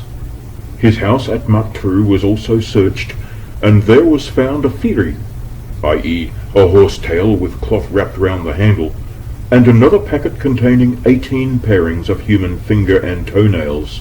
All these articles he admitted were his property, with the exception of the sever cap. In this case, too, evidence was given as to the alleged leopard marks upon the 3 accused, but this evidence as to marks broke down. In the first place, the witnesses were not in agreement as to the alleged leopard marks upon the accused. Secondly, the medical evidence was not convincing. Thirdly, some other prisoners were produced by the defence with a number of marks which to the ordinary eye more or less correspond with the so-called leopard mark, one of these men being literally covered with smallpox marks, some of which were not unlike the so-called leopard mark. Fourthly, a mark produced by the government medical officer, in accordance with the directions of one of the expert witnesses, was quite unlike the so-called leopard mark. And finally, a number of girls and boys whose ages ranged from 7 to 16 years were produced by the defence with marks, as far as the ordinary person could judge, exactly corresponding with the so-called leopard mark. There is little doubt that members of the Human Leopard Society are marked on entering into the society, but such marks are so like the marks left by wounds caused by accident or disease that it is not possible for any ordinary person to distinguish with any certainty the difference between them. The defence of the first accused, the Mahawa of John, was that the story of the informer, so far as he was concerned, was absolutely devoid of truth, and that at the time of the alleged murder he was suffering from the effects of boils under his arm, so that he was unable to move about. He gave evidence purporting to show that the possession of the theory, the chewing stick, the nails and hair was perfectly lawful, and stated that the Sebek cap was neither his property nor was it found in any of his boxes, whilst he produced official testimony with a view to showing that he was earnestly striving to eradicate cannibal murder from his chiefdom. Furthermore, he alleged that the chief witness had a special ill feeling towards him because of a land dispute between the Kabati and Imperi people, and that he had only mentioned his name in connection with this matter after compulsion on the part of the district commissioner. He further stated that sometime after his election as Mahawa, certain villages, including Kabati, which had been a part of the Imperi chiefdom, were transferred to his chiefdom. He stated that it was well known that cannibal murder was rife in these villages, but that it was unknown in the other parts of his chiefdom. He pointed out that to put a stop to cannibalism, he had made certain rules with regard to strangers reporting their presence in villages, as to people not sleeping outside a house, as to proper doors for houses and such like.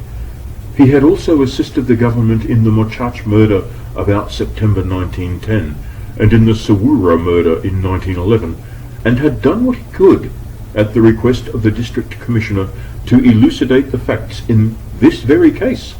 He drew attention to the fact that the second accused had been handed over to him to be dealt with in accordance with country law, and that he was sent for by the government authorities to assist in the Imperi case, when he did all he could to elicit information from the very informer who was now giving evidence against him. The theory, he stated, was an heirloom and appurtenant to his office, and witnesses for the prosecution admitted that big Mahawas do possess theories which are used as the credentials of important messengers. He explained that the chewing stick was a present from a Mohammedan to whom he had rendered some service, and that the Arabic text found in the wrapper was nothing more than an invocation that none but seasonable words might drop from the lips of him who used it.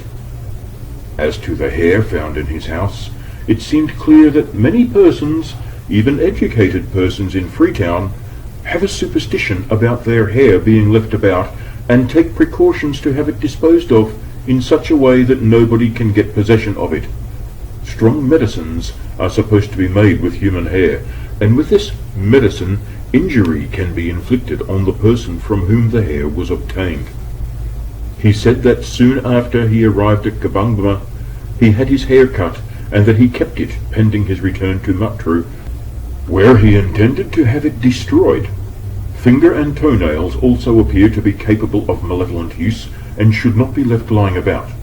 He said that he had cut his fingernails just before he left Matru, and had put the parings carefully in his gown, intending to get rid of them later, but forgot about them, and that was how they came to be in the pocket of his gown when his quarters were searched. As to those found at Matru, he stated that the wife who assisted him when cutting them must have put them away in the small box in which they were found, that box used to stand upon his table, and that his wife must have forgotten them, but that they were quite safe, as the box was the one in which he used to keep his pocket cash and was usually locked. The sebek cap he denied the ownership of. He stated that it belonged to an Aku or Yoruba medicine man who came to Gbangbama about the same time as himself, that this man placed the box containing the cap in his house, and that the cap was not found with his things, but in another box altogether. This statement was to some extent supported by the fact that the sebeks, when opened, did not, as was expected, contain Arabic texts, but only black powder and tree bark, and he called as his witness the Yoruba man to whom he alleged the cap belonged. The defense of the second accused, the girl's uncle, was that Meenie was of weak intellect, and that during a period of insanity she had wandered into the bush, and, not being able to find her way out, had died there. He stated that she first became insane after the birth of her second child, and that she became so violent that she had to be put in the stocks. He said that he obtained and had given her some sacred water and a charm which cured her for a time, that she subsequently lost the charm and became insane again and could not be made to wear any clothes, that he was absent from Kabati at the time she disappeared, and that on his return he had made every effort to find her.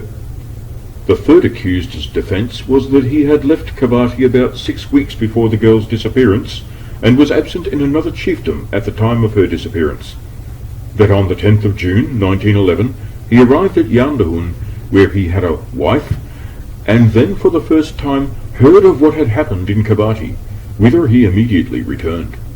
The prisoners were defended by counsel, and 45 witnesses were examined in the case.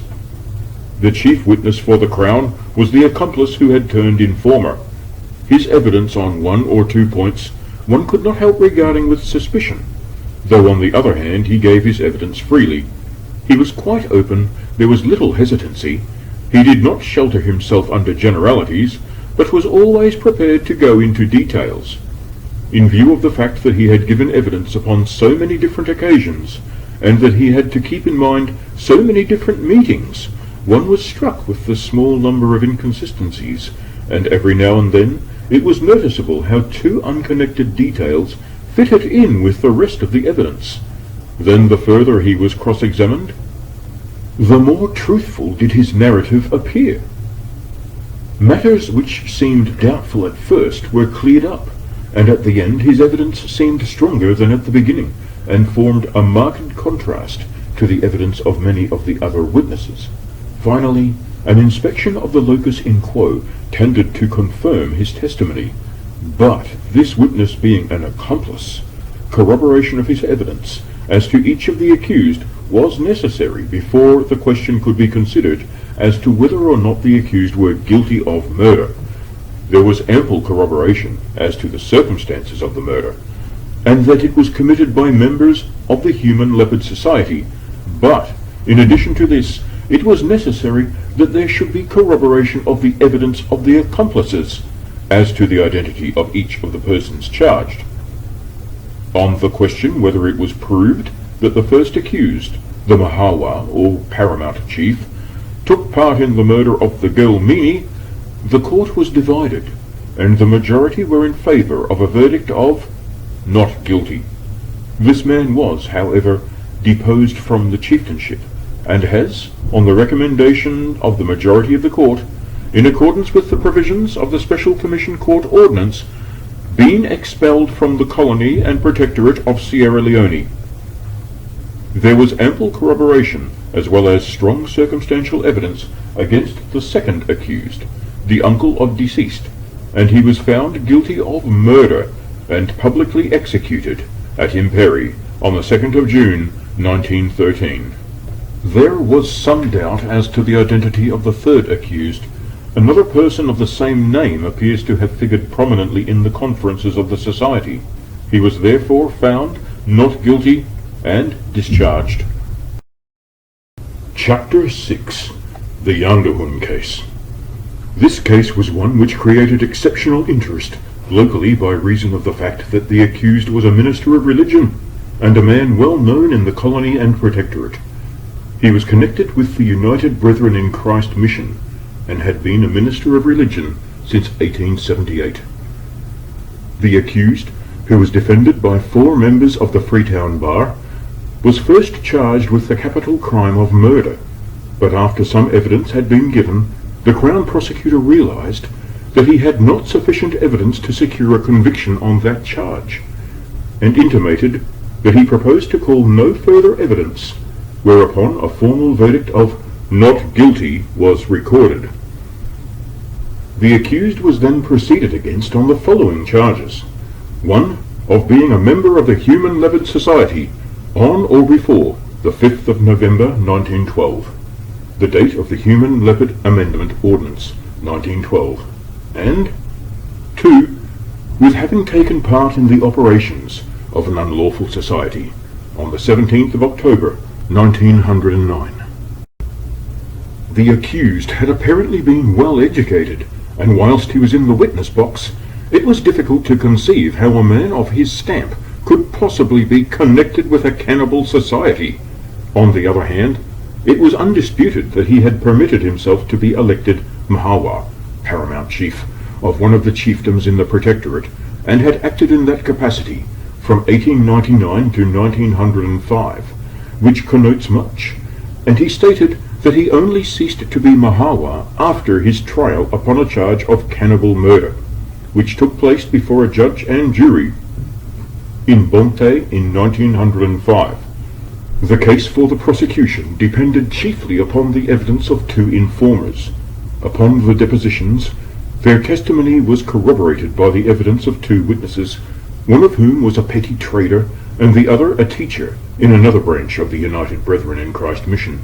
But, as these witnesses, when before the Special Commission Court, swore that their previous statements were false, the case for the prosecution was left to depend almost solely upon the evidence of the 2 informers. These 2 informers stated that towards the last quarter of 1909, cutting rice time, a meeting of the Human Leopard Society was called near Yandahun for the purpose of arranging for a certain newly appointed Mahawuru sub-chief to provide a victim to celebrate his appointment. At that meeting, a number of important persons were present, and it was settled that the Mahawuru should give a girl to whom he stood in loco parentis, and that the murder should take place on the evening of the 4th day from that. On the evening arranged, the 2 informers and many others arrived at the appointed place. The Mahawuru enticed the girl to the spot, and he and his lavari set upon her and killed her. Her body was divided up, and one of the informers was dispatched, with a portion of the girl's flesh, to the accused, and another member who had not attended the meeting. He handed over this flesh to this other member, and asked him to give the accused his portion. The next morning the informer went to the town of Victoria, and saw the accused at the French company's factory, and informed him that he had been sent to ask him whether he had received a share of the meat that was sent for him, to which the accused replied that he had received it. The informer stated that the accused then said, "All right, I am now going. I only came for that purpose," and that the accused then took the road leading in the direction of Mabundo, New London, which is situated farther down the river and is one of the starting places when going by water to Bonte. If that story was true, there could be no doubt that the meat was a portion of the body of the murdered girl, and an admission by the accused to a member of the Human Leopard Society that he had received such meat would have been conclusive proof that he was a member of that society. Both the informers also stated that they saw one of the witnesses, a petty trader, at the French company's factory on that particular occasion, and also the school teacher referred to.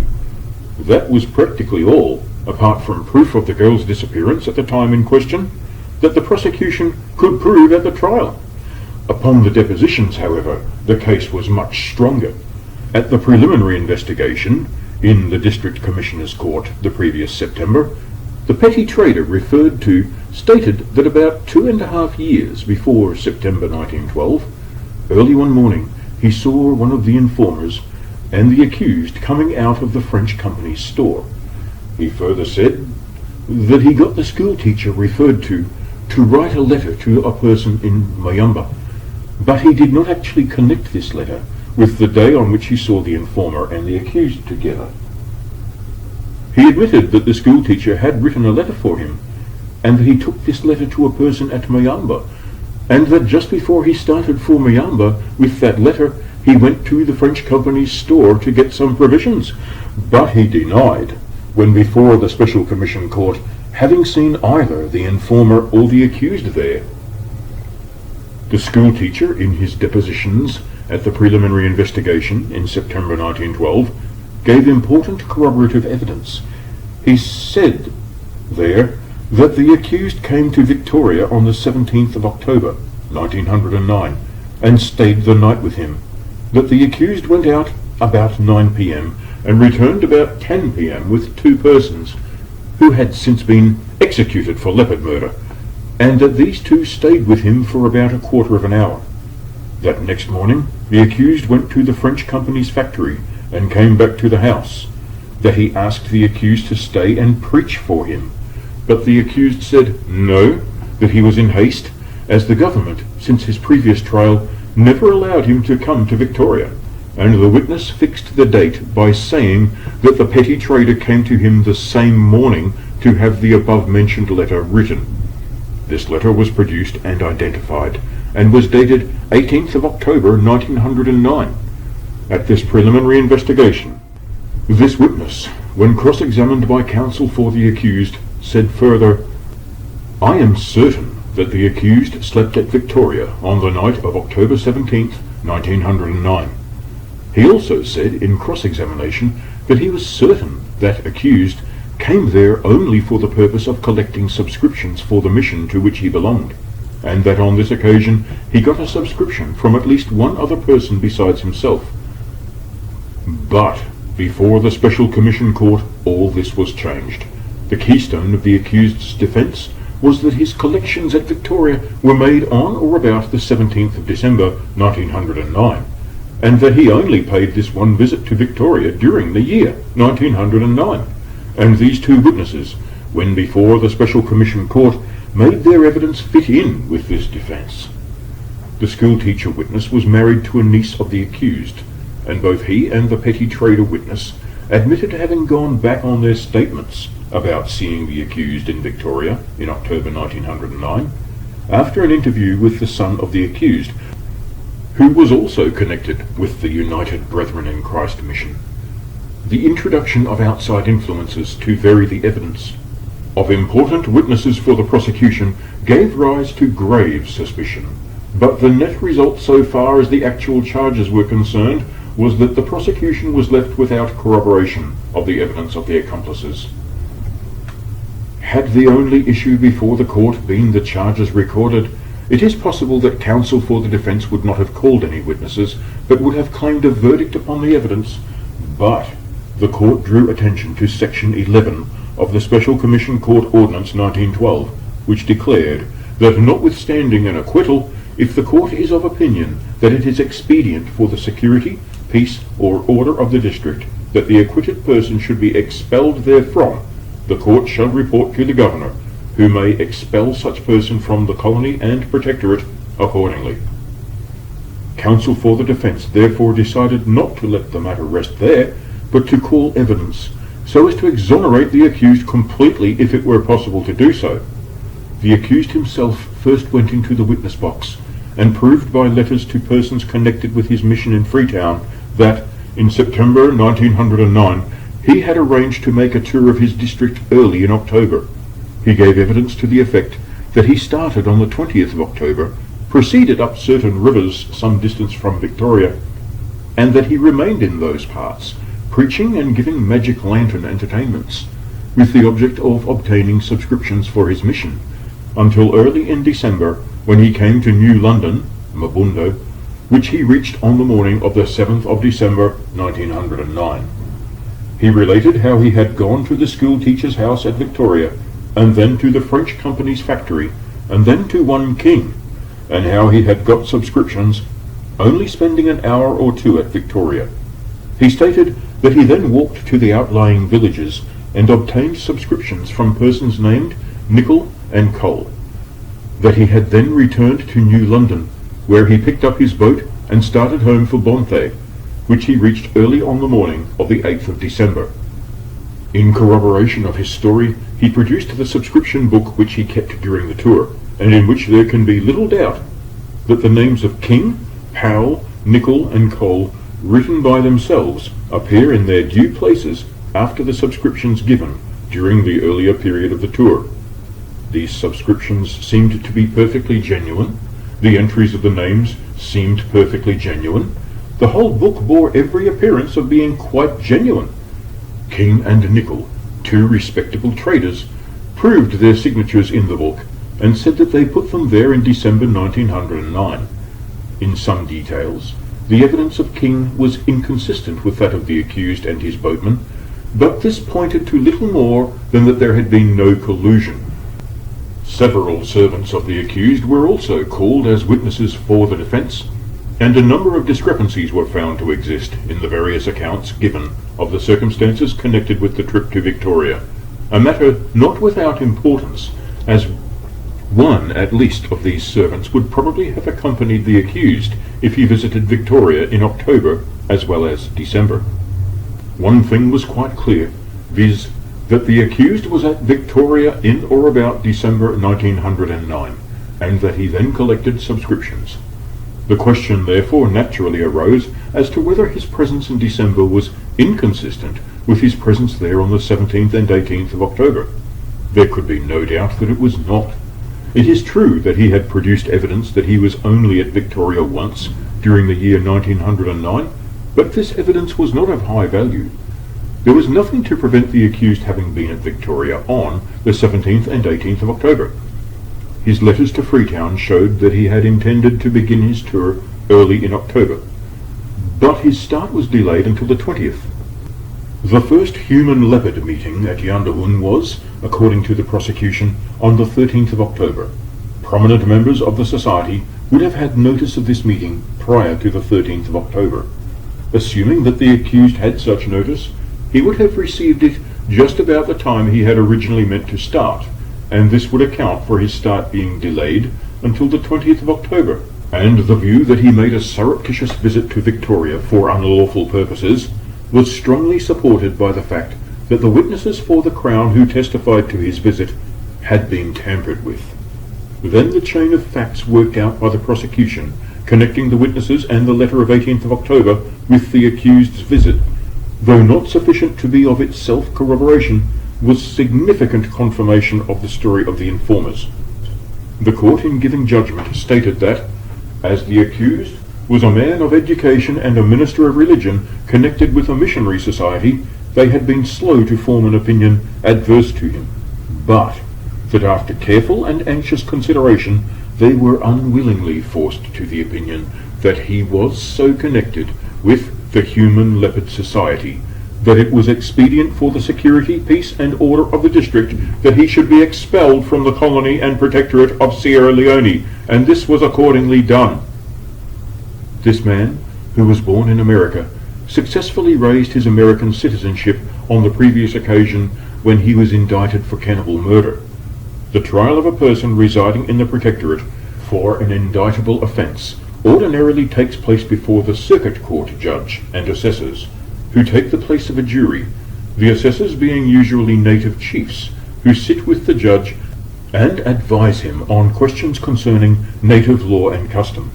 At the close of the case, the judge sums up to them as he would to a jury, and they individually give their opinion as to the guilt or otherwise of the person being tried. The judge, although he is not bound by their opinions, naturally attaches a good deal of weight to them, but the final verdict is left entirely with him. Non-natives, however, have the right, when charged with a capital offence, to be tried by a judge and jury in the colony instead of at the circuit court judge and assessors, and the plea to the jurisdiction was successfully raised by counsel when the accused was before the circuit court, on the ground that he was an American subject, and therefore a non-native, so far as the provision regulating the trial of natives of the protectorate was concerned. The case was then transferred to Bonte, where he was found not guilty by a jury of educated natives. After his acquittal, he rejoined the United Brethren in Christ mission and went on a lecturing tour through America on behalf of the mission. One of the European members of the mission, who was present during the trial of the case before the Special Commission Court, stated that he had heard him lecture in the United States, and that by his eloquence and interesting description of Sierra Leone, he drew large audiences, and was successful in collecting a considerable sum of money for mission purposes. He is also known in England, where he had many friends. On several occasions, he has been the guest of persons in high position, to whom his trial upon a charge of cannibal murder must have come as a most unpleasant shock. Chapter 7. Borfima and Membership Cases. The first of these cases was one against an important person who held high office in the Imperi chiefdom. The charge against him was that in or about the month of July 1912, he had in his possession, without lawful authority or excuse, certain articles, to wit, a native medicine commonly known as Borfima, and a kukoi, or a whistle, contrary to Section 2 of Ordinance No. 28 of 1909, the Human Leopard Society Ordinance, as amended by Section 7, or Ordinance No. 17 of 1912. There were two other counts charging him with 1. The custody, and 2. The control of the Borfima and kukoi mentioned above. The accused was a man of striking personality, and appears to have exercised a great influence in the Imperi chiefdom. The facts of the case were simple. In July 1912, it was stated by members of the society, who had turned king's evidence, that he had been present at several meetings of the Human Leopard Society, and had taken a prominent part in the preliminary arrangements for securing various victims, and that he had, at these meetings, produced the mother Borfima of the Imperi chiefdom. In these circumstances, he was arrested, and his houses at Bangbama and at Victoria were watched by court messengers. Early one morning, the senior court messenger saw one of the accused's wives leave the house at Bangbama with a bundle. He followed her, and when she saw that there was no escape, she threw the bundle down and ran away. This bundle held, amongst other things, an iron pot containing medicine. The accused admitted that the medicine was his, and made a statement as to how it had come into his possession. This will be best described in his own words. "I am a sick man. My sickness arose over a dream. A snake swallowed me up to my waist. I screamed and then awakened. In the morning I was unable to move. My legs and body up to the place where the snake had swallowed me became dead. I remained like that for 4 years. I heard that there was a Maori man at a town called Behol, and sent a messenger for him. I employed this man to make a medicine for me, and I paid him £3 for it. That is the sebe, charm, which was in the pot, which the court messenger took from my wife. The Maori man told me that I would not dream again, and that the lasimo, or medicine, would ward off ill health and bad dreams, so long as I always kept it with me. Ah, if he were not dead, I would not be here." Meaning that had the Maori man been living, it would not have been in the power of the white man to interfere with him. The accused caused some amusement in court by describing how the senior court messenger brought the sebe to Gombo Cabo, or Fire in the Grass, the native name for the assistant district commissioner, and how he heard him shout out in a triumphant voice, which he imitated, "I have brought Daddy Borfima, come and see." He likewise imitated the voices of the 2 ex-members of the Human Leopard Society who were witnesses against him. One of these men had a deep voice, and the other's voice was just the reverse. But this did not appear to present any difficulty to this extraordinarily good mimic. Evidence was given that he bore the mark of the Human Leopard Society. His retort was that even in England people have marks. He went on to say that the people were beginning to say that the white man is bad, but that it was not altogether the white man's fault, as he was being misled by the persons who said they had been members of the Human Leopard Society, and now, to save themselves, gave evidence for the prosecution. He gave one to understand that words failed him to express his contempt for these persons, and that if they had to deal with them under native law, they would know what to do.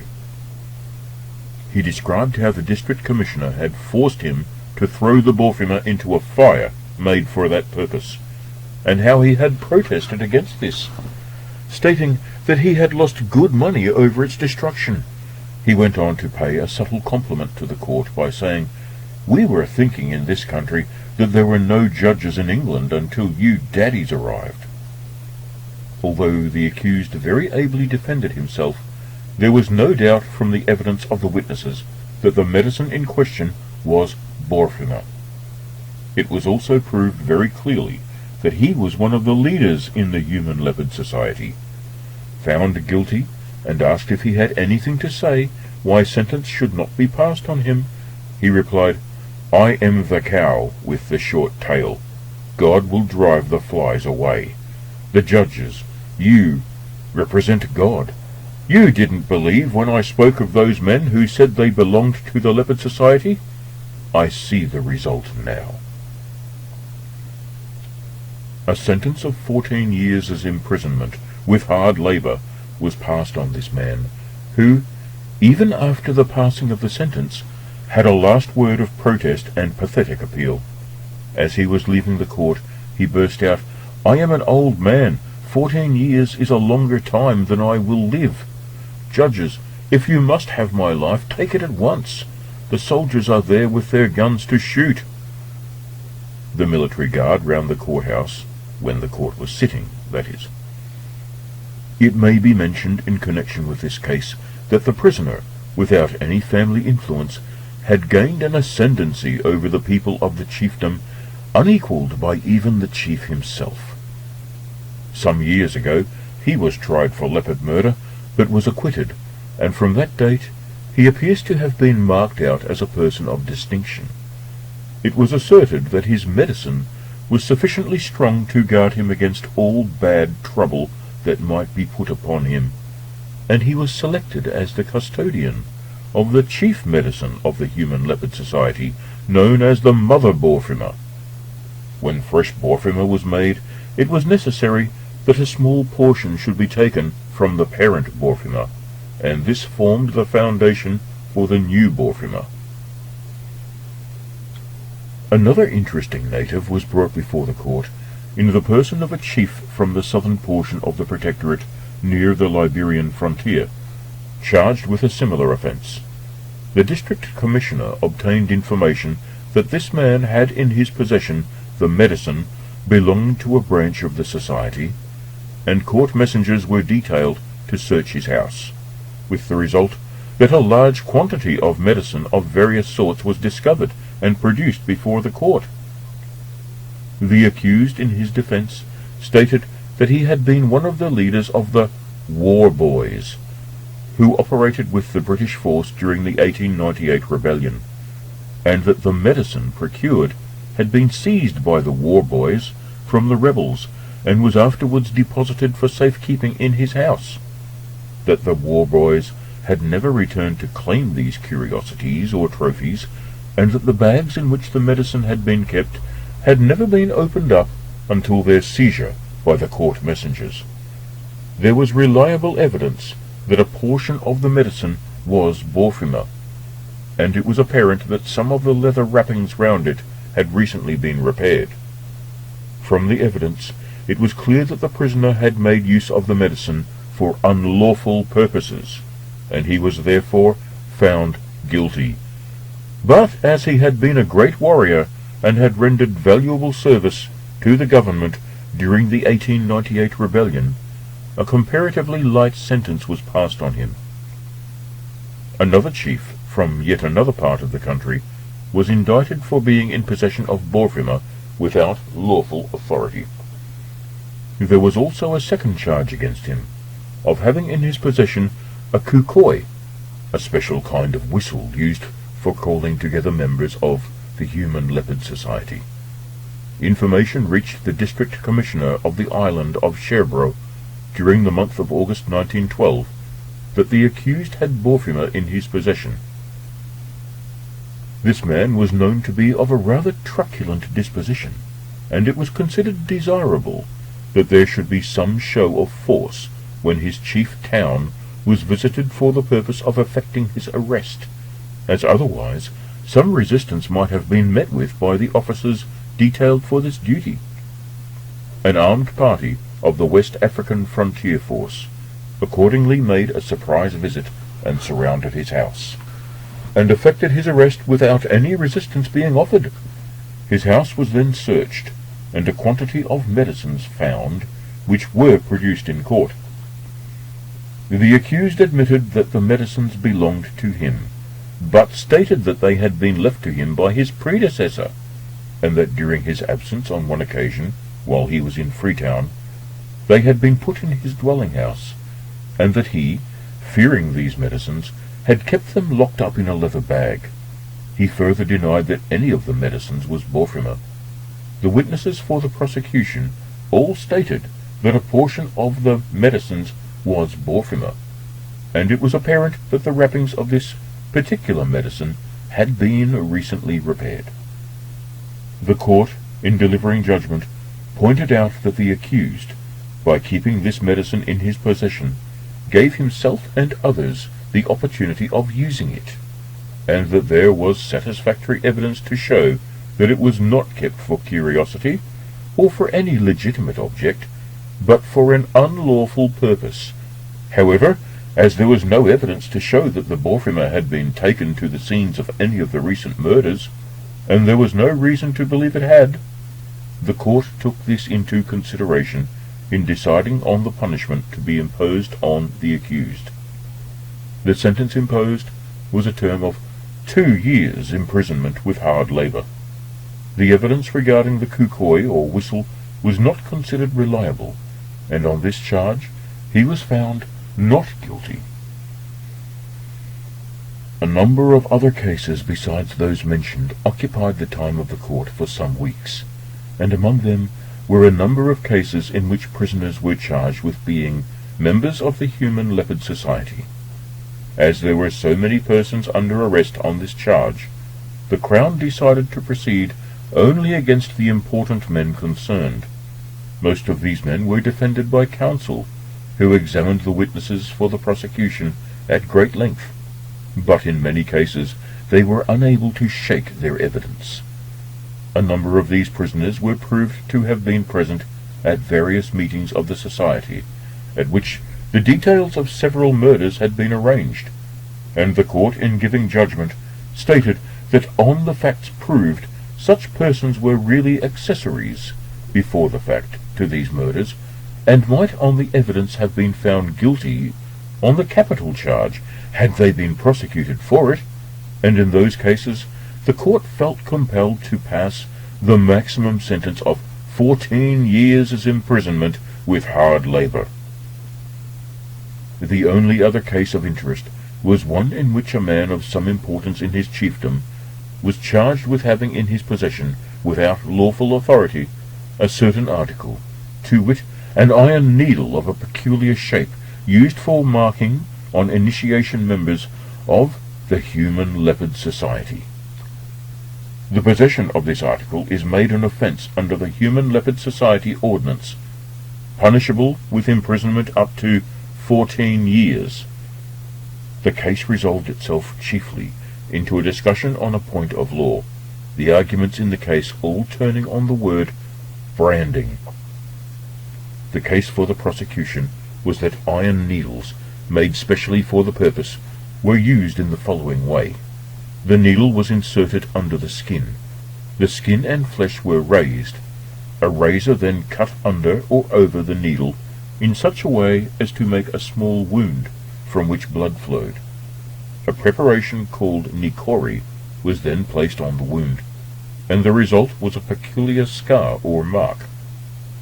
It was contended that an iron needle used for that purpose could be held to be a needle used for branding persons.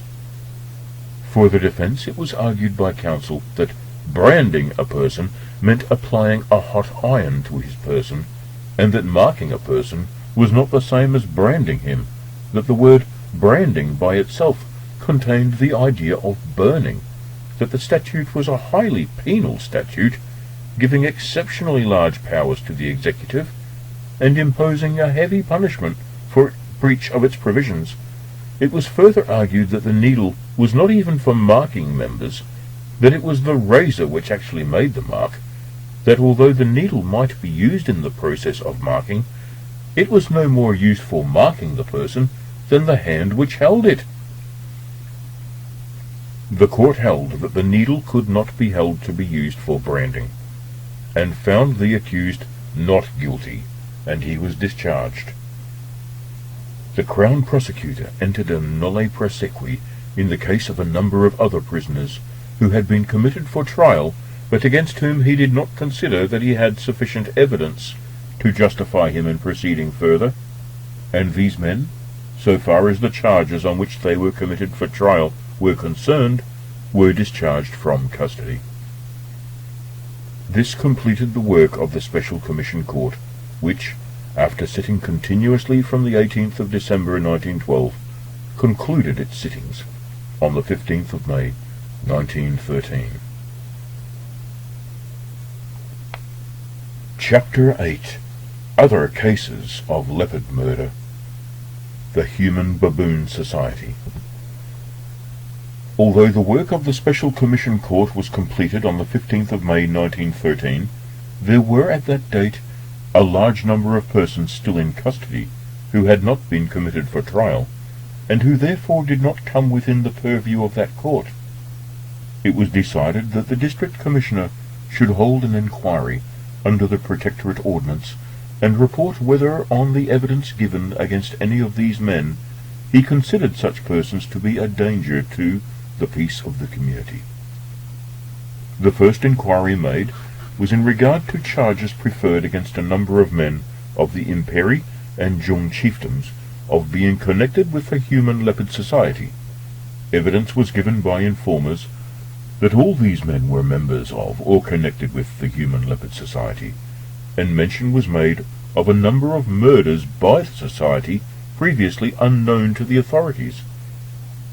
Apart from the evidence of the informers, there was ample evidence to show that a number of these men had actually assisted members of the society, and the Governor and Council approved of the deportation of 12 sub-chiefs and 14 of the principal headmen of the Imperi and Jong chiefdoms from the northern Sherbro district.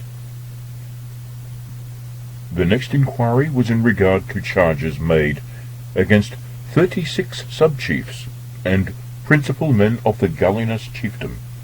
3 informers gave evidence that they had been members of the Human Leopard Society, and had, during their membership, been present at a number of murders, each of these men admitting having given a victim himself and giving details regarding the sacrifices. They said that all the persons who were the subject of the inquiry were members of the society, and specified the various murders at which each of them had been present. They also gave further evidence regarding the leopard mark, and exhibited the marks which they had received on initiation. One of the witnesses was a boy aged 18 years. His story was that one evening in the previous year, as he was returning home from a visit to a neighboring village, night overtook him, and by mistake he took a path leading to the Poro bush at Poro, where he fell into a number of people. He spoke to them, but no one answered. He then got afraid and commenced to run away, when he was seized by someone, who was assisted by several others to make him a fast prisoner. He was then dragged inside the Poro bush, and a discussion took place, which he was able to hear, as to whether they should kill him or not. The majority of the members were for immediately killing him, in accordance with the rules of the society, but it was pointed out that another victim had already been secured, and further, that as their prisoner was the son of a man of some importance, his absence might give rise to some awkward inquiries. It was therefore agreed to give him the alternative of becoming a member of the society, or of being immediately killed. The witness stated that he agreed to join the society. Borfimer was then brought, and the big man of the society explained to him that the Borfimer was the mother of the society, and should be treated with the greatest veneration, that they were its children, and therefore brothers to each other, and in order to join him to their brotherhood, some of his blood had to be given to the Borfimer to drink, that when the blood was taken from him, he should bear the pain inflicted bravely, and should not utter a sound, as otherwise it would displease their medicine, and might result in his being punished in some unexpected way. The master then marked him on the left buttock by cutting a slice of flesh away, and rubbing the blood that exuded from the wound onto the Borfimer. He was then made to swear an oath on the Borfimer not to reveal the secrets of the society, and was forced to be present and witness the killing of a girl who had been brought to the Poro bush, and was made to eat some of the flesh of this victim. Although there was no direct evidence apart from that of accomplices, it was clear from the testimony of independent witnesses that all these persons were so connected with the society as to make it desirable to have them removed from the Gaulinus district, where it was stated they exercised great influence over the people. All these men, with the exception of 8 sub-chiefs who absconded to Liberia, have since been deported to the Karina and Koinadugu districts of the Protectorate. Some light was thrown on the means used to terrorize the ordinary members of the community into keeping silence regarding anything they may have heard concerning the crimes committed by the society. When it was discovered that the government officers were making inquiries regarding the society, an attempt was made to swear the whole country, that is, to put all the people under an oath of secrecy. In one chiefdom, this was done by swearing everyone who was likely to be able to give any information on a medicine called tilla. If a person breaks an oath on this medicine, even though he does so unwittingly, the natives believe that the medicine will catch him and will infect him with a disease which first attacks his lips and nose, which it eats away, and which eventually kills him. There are a few lepers in the chiefdom, and they are pointed out as people who have broken, though perhaps unintentionally, an oath taken on the tilla. Another exhibit which was produced in one of the cases before the Special Commission Court was a stone image which is looked upon by the Gaulinus people in the light of a deity. It is known by the name of Toniahun. The meaning of the word Toniahun is "turn back to truth." The figure has been carved out from soapstone by some ancient sculptor, and its features are more of the Arab than the Negro type.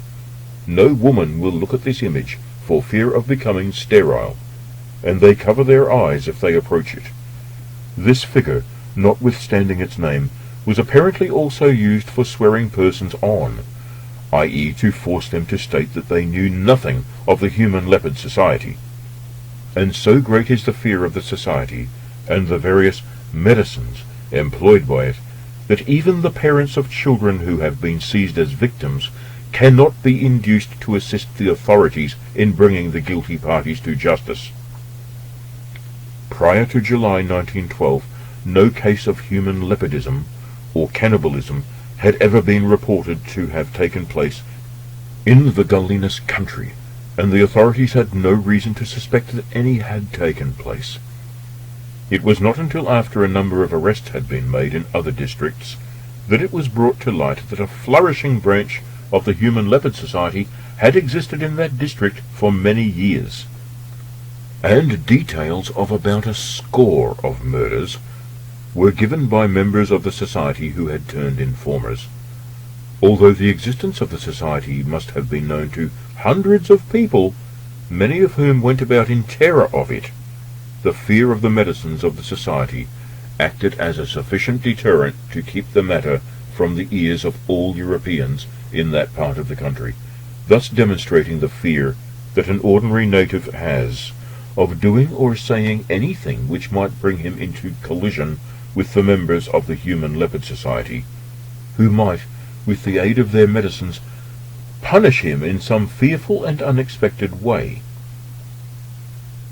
The fact that the majority of the persons who were convicted or deported under the Special Commission Court Ordinance were important members of the Human Leopard Society must have the salutary effect of breaking up, for the time being, this criminal organization.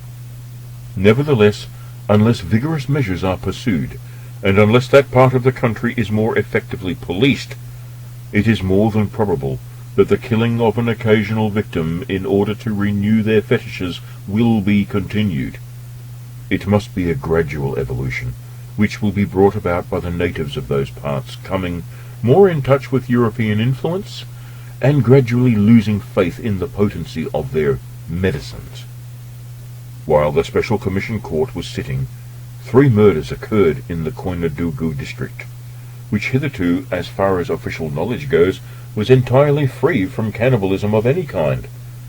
According to the evidence given by a number of witnesses, the people of the Samira chiefdom had a very vexed question to settle in the selection from a number of aspirants of a paramount chief as a successor to their late chief, who died the previous year, and who left no near male relative who could of right claim to succeed to the chiefdom, and it was suggested by these witnesses that the victims were provided as propitiatory offerings by candidates for the chiefdom.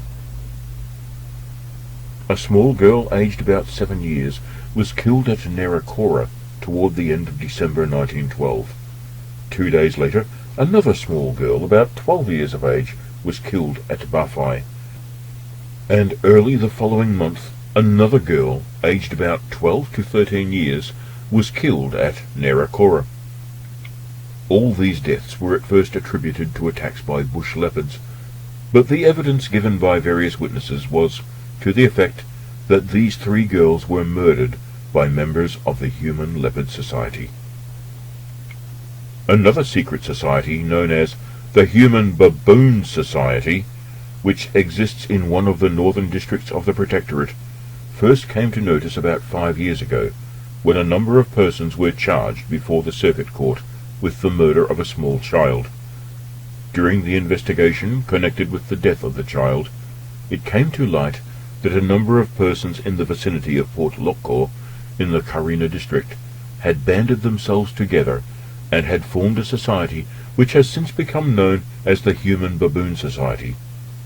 In the case mentioned, no evidence could be obtained to corroborate the statements of the informers, and the accused were found not guilty and discharged from custody.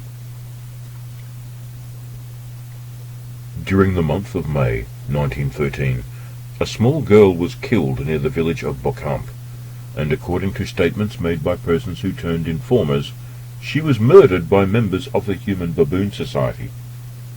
Their statements were to the following effect: that the society was formed about 6 years ago, and consists of 21 members, made up of 11 men and 10 women, that 7 victims, all young children, had been provided at various times for the society, that at their meetings one of the members of the society dresses himself in a baboon skin and attacks the victim with his teeth, that the spirit of all members of the society becomes centered in the person who is for the time being wearing the baboon skin, which, when not in use, is kept in a small forest, where it is guarded by an evil spirit, and that the baboon bites pieces out of the victim which the other members of the society devour.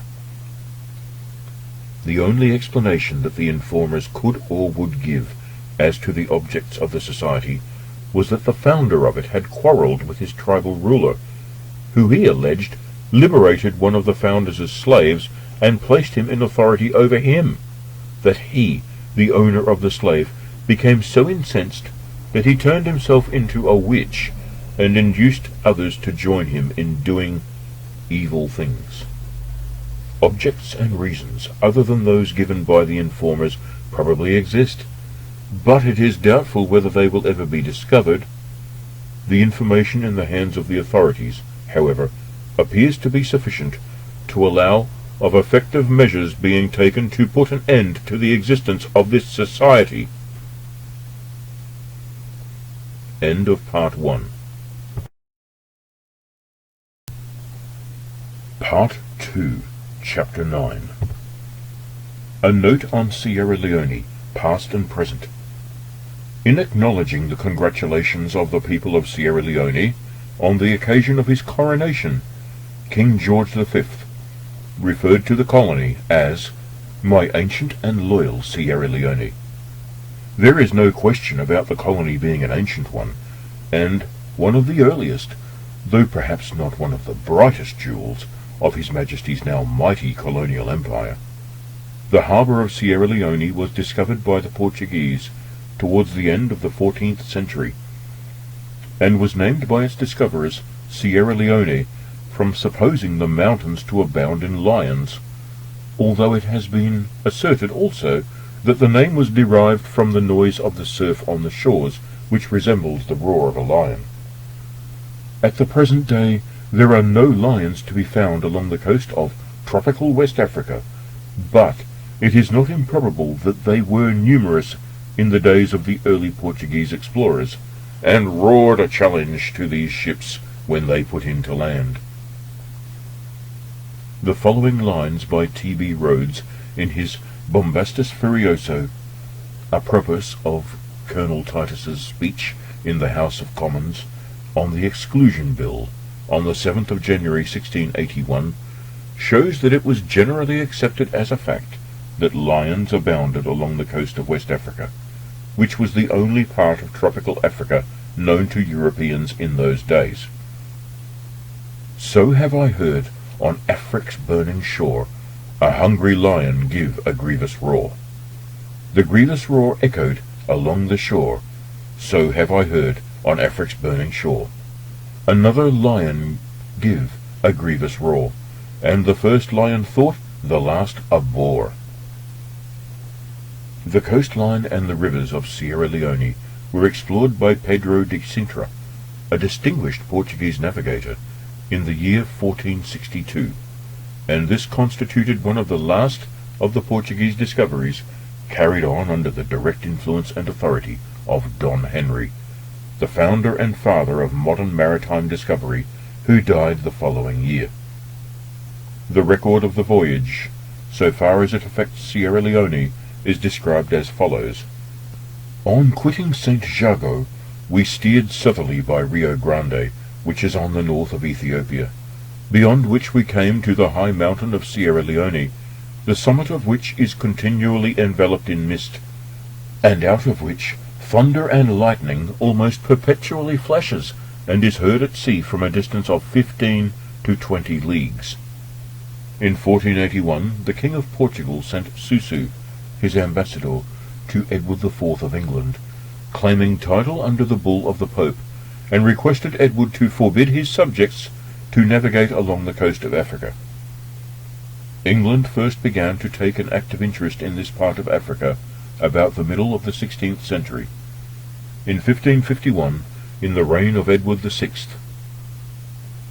some London merchants sent an English ship to trade for gold, ivory, and Guinea pepper, and about 3 years later Captain John Locke brought back a valuable cargo consisting of gold, ivory, and Guinea pepper from what is now the Gold Coast colony.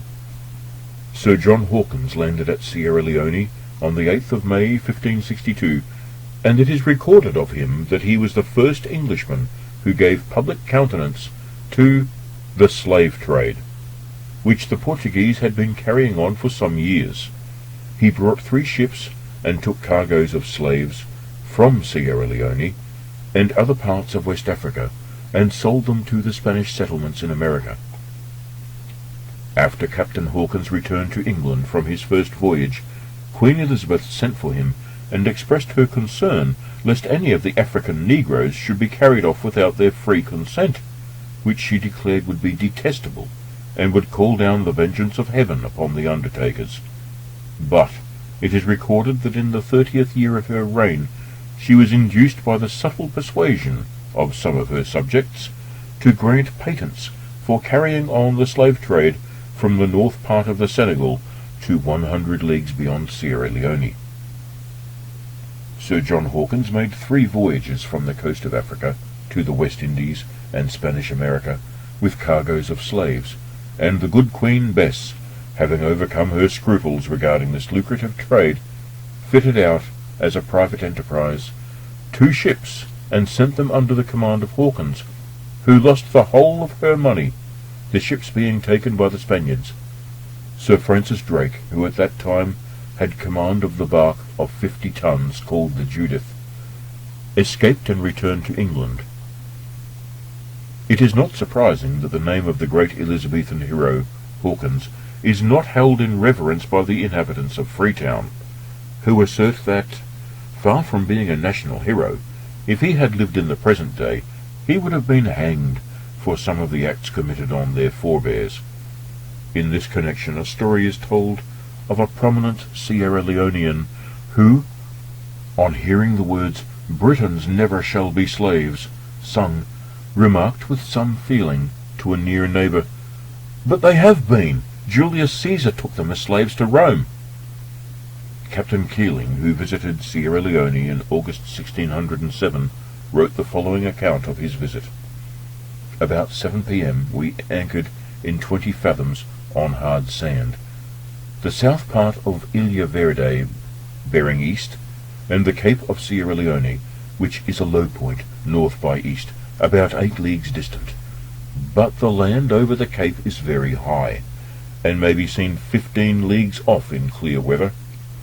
About 6 next morning we made sail for the road, and had not less than 16, 15, 10, and 9 fathoms, till we ranged north and south with the rocks, which lie about 1½ miles west of Cape Sierra Leone, and when 1 mile from the nearest shore, we had 7 fathoms good shoaling between us and the rock. Immediately when past the rock, we had 20 fathoms, and shoaled to 18, 16, 12, and 10 fathoms all the way into the roads, keeping very near the south shore, for a sand lies about 2 miles from the north shore, or a league from the south shore, and upon it the sea continually breaks. We come to anchor in 10 fathoms on good ground, the point of Sierra Leone bearing west by north, the north point of the bay north by west, and the sand or breaker north-northeast. In the afternoon we were waved by some men on shore, to whom I sent my boat, which, leaving 2 hostages, brought off 4 negroes, who promised us refreshments. My skiff sounded between our anchorage and the breakers, finding fair shoaling, with 2 fathoms water within 2 boats' length of the beach, or sand on which the sea breaks. All the previous observations of the variation, since our coming from 2 north latitude to this place, proved erroneous, for to each distance, having reference to any meridian eastwards, there must be added 30 leagues, and from such as referred to western meridians, 30 leagues must be subtracted, for it appeared, by our falling in with the land, that the ship was so much more westerly than we supposed, myself, notwithstanding this error, being as much, if not more westerly, than any of the mariners. Yet every man must trust to his own experience, for instruments may deceive, even in the hands of the most skilful. The 7th of August, some negroes of a superior appearance came aboard in my boat, for whom, as for all others, we had to leave one of our men in hostage for every 2 of them. These made signs that I should send some men up the country, and they would stay as hostages. I accordingly sent Edward Bradbury and my servant William Cotterell, with a present to the captain or chief, consisting of 1 coarse shirt, 3 feet of bar iron, a few glass beads, and 2 knives. They returned towards night and brought me from the captain 1 small gold earring worth some 8 or 9 shillings, and as it was late, the hostages remained all night on board without anyone in pawn for them. I sent my boat and brought up 5 tons of water, very good and easily come by. I went ashore on the 11th, when the people came to us, accompanied by their women, yet feared we might carry them away. We got plenty of lemons very cheap, and they gave us 200 for a penny knife. The 13th I bought an elephant tooth of 63 pounds weight for 5 yards of blue calico and 7 or 8 pounds of bar iron. The 15th, in an hour and a half, we took 6,000 excellent small fish called cavallos. That afternoon we bought 2,000 or 3,000 lemons at the village. It rained so much at this place that we esteemed it a dry day when we had 3 hours of fair weather. The 16th I allowed our weekly workers to go on shore with me for recreation. In our walk we saw not above 2 or 3 acres sown with rice, the surface of the ground being mostly a hard rock. The 16th and 17th were quite fair, and on the latter I caused a quantity of lemon water to be made. The 20th John Rogers returned, and brought me a present of a piece of gold, in form of a half moon, worth 5 or 6 shillings. He reported the people to be peaceable, the chief without state, the landing to be 2 leagues up the river, and the chief's village 8 miles from the landing. The 22nd I went on shore and made 6 or 7 barricos full of lemon juice, having opened a firkin of knives belonging to the company wherewith to buy limes. The afternoon of the 7th September we went all on shore to try if we could to shoot an elephant, when we shot 7 or 8 bullets into him, and made him bleed exceedingly, as appeared by his track, but night coming on, we had to go on board without effecting our purpose. The best road and watering place is the 4th bay to the east of Cape Sierra Leone. The tide where we rode flowed west-southwest, and the highest water upon a spring tide was at the least 12 feet.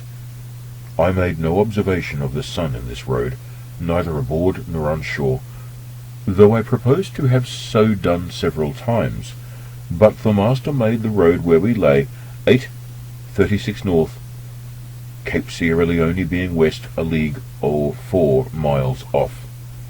He also made the variation 1:50 eastwards, but my instrument was out of order, and I had not time to put it in repair.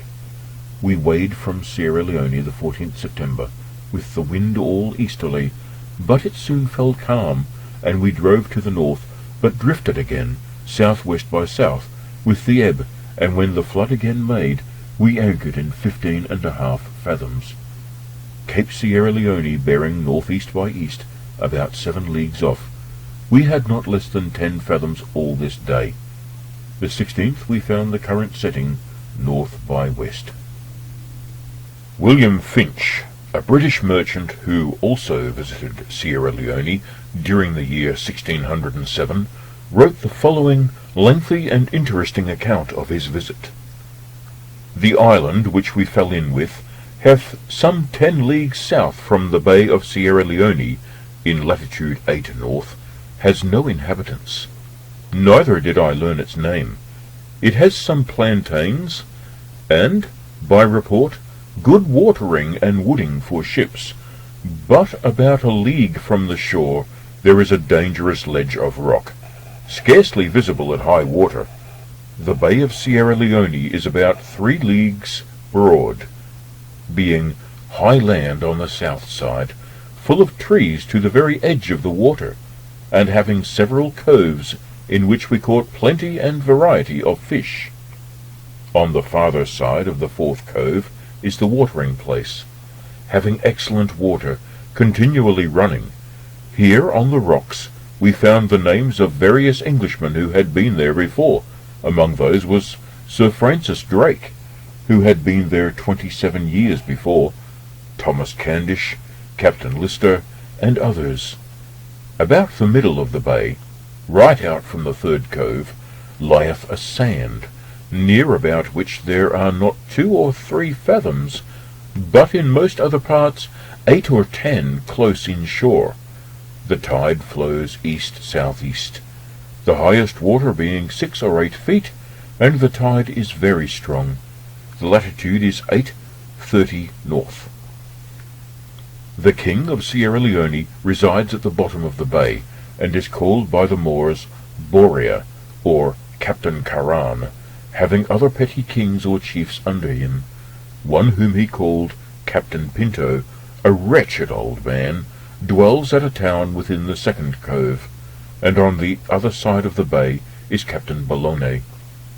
The dominions of Borea stretch 40 leagues inland, from which he receives a tribute in cotton cloth, elephants' teeth, and gold, and has the power of selling his people as slaves, some of whom he offered to us.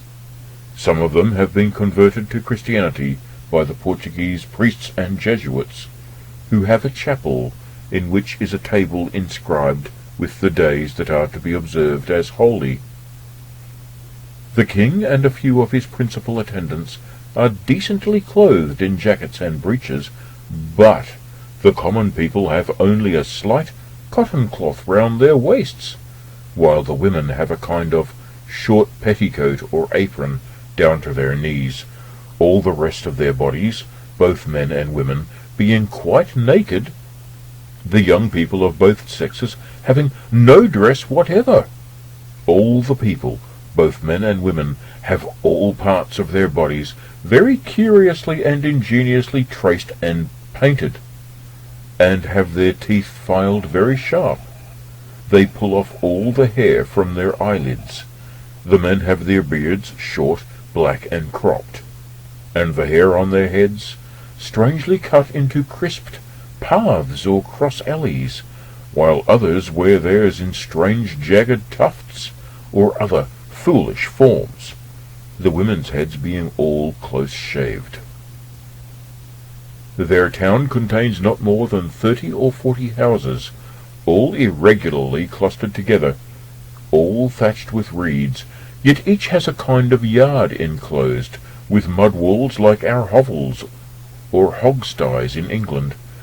Instead of a locked and bolted door, the entrance is only closed by a mat, having nothing to be stolen, and for bedsteads they have only a few billets covered by a mat. Yet some have hangings of mats, especially about their beds. Their furniture consists of 2 or 3 earthen pots to hold water, and to boil such provisions as they can get, a gourd or 2 for palm wine, half a gourd to serve as a drinking cup, a few earthen dishes for their loblolly or pottage, and a basket or 2 for the Maria to gather cockles, and a knapsack for the man, made of bark to carry his provisions, with his pipe and tobacco. When a negro man goes from home, he has always his knapsack on his back, in which he has his provisions and tobacco, his pipe being seldom from his mouth. Besides which, he has always his little sword by his side, made by themselves of such iron as they get from the Europeans, his bow also, and quiver full of poisoned arrows, pointed with iron like a snake's tongue, or else a case of javelins or darts, having iron heads of good breadth, and made sharp, sometimes both. The men of this country are large and well made, strong and courageous, and civilized manners for heathens, as they keep most faithfully to their wives, of whom they are not a little jealous. I could not learn their religion, for though they have some idols, they seem to know that there is a God in heaven, as, when we asked them about their wooden puppets, they used to lift up their hands to heaven. All their children are circumcised, but I could not learn the reason why. They are very just and true in their dealings, and theft is punished with instant death. When anyone dies, a small thatched roof is erected over his bier. under which are set earthen pots, kept always full of water, and some earthen plates with different kinds of food, a few bones being stuck up around the body. To the south of this bay, some 30 or 40 leagues into the interior country, there are very fierce people who are cannibals, and sometimes infest the natives of Sierra Leone. The inhabitants of Sierra Leone feed on rice, of which they only cultivate what is indispensably needful for their subsistence. In small patches near their dwellings, which they clear by burning the woods, they likewise sow another very small grain called pane, of which they make bread, not much unlike winter savoury. They rear a few poultry about their houses, using no other animals for food, except when they sometimes get a fawn of the wild deer, a few of which are found in the mountains, or some wild fowl. They feed also on cockles and oysters, of which there are vast quantities on the rocks and trees by the seaside, but these have rather an insipid taste, and they catch plenty of excellent fish by means of weirs and other devices. They also feed on herbs and roots, cultivating about their dwellings many plantains, gourds, pumpkins, potatoes, and guinea pepper. Tobacco, likewise, is planted by everyone, and seems to constitute half their food.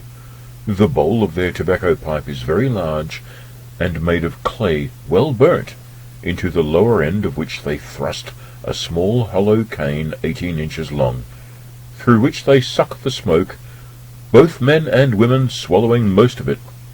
Every man carries a small bag, called a tufio, in his knapsack, in which is his pipe and tobacco, and the women have their pipes in their hands. They prepare their tobacco for smoking by straining out its juice while quite green, and they informed us by signs that it would otherwise make them drunk. They afterwards shred it very small and dry on an earthen dish over the embers. On an island in the bay we saw about half a dozen goats, and nowhere else in this country. They have innumerable kinds of fruits growing wild in the woods, in which are whole groves of lemon trees, especially near the town and watering place, and some few orange trees. Their drink is mostly water, yet the men use great quantities of palmito wine, which they call moi, giving little or none to the women. It is strange to see their manner of climbing the palmito trees, which are of great size and height, having neither boughs nor branches, except near the top, surrounding the tree and his own body by means of a withe or band of twisted twigs, on which he leans his back, and jerking up his withe before him, he foots it up with wonderful speed and certainty, and comes down again in the same manner, bringing his gourd full of liquor on his arm. Among their fruits are many kinds of plums. One like a wheaten plum is wholesome and savoury. Likewise a black one, as large as a horse plum, which is much esteemed and has an aromatic flavour. A kind called mansimilius, resembling a wheaten plum, is very dangerous, as is likewise the sap of the boughs, which is perilous for the sight, if it should chance to get into the eyes. Among their fruits is one called benin gagnon, about the size of a lemon, with a reddish rind, and very wholesome. Also another called bequil, as large as an apple, with a rough knotty skin, which is pared off when the pulp below eats like a strawberry, which likewise it resembles in colour and grain, and of which we eat much. There are abundance of wild grapes in the woods, but having a woody and bitterish taste. The nuns of the palmito are eaten roasted. They use but little pepper and grains. There is a singular fruit growing 6 or 8 together in a bunch, each as long and thick as one's finger, the skin being of a brownish-yellow colour, and somewhat downy, and within the rind is a pulp of a pleasant taste, but I know not if it be wholesome. I observed in the woods certain trees like beeches, bearing fruit resembling beans, of which I noticed 3 kinds. One of these was a great tall tree, bearing pods like those of beans, in each of which was 4 or 5 squarish beans, resembling tamarind seeds, having hard shells, within which is a virulent poison, employed by the negroes to envenom their arrows. This they call ogon. The second is smaller, having a crooked pod with a thick rind, 6 or 7 inches long, and half that breadth, containing each 5 large beans an inch long. The third, called quenda, has short leaves like the former, and much bigger fruit, growing on a strong thick woody stalk, indented on the sides, 9 inches long and 5 broad, within which are 5 long beans, which are also said to be dangerous. I likewise saw trees resembling willows, bearing fruit like peas pods. There is a fruit called gola, which grows in the interior.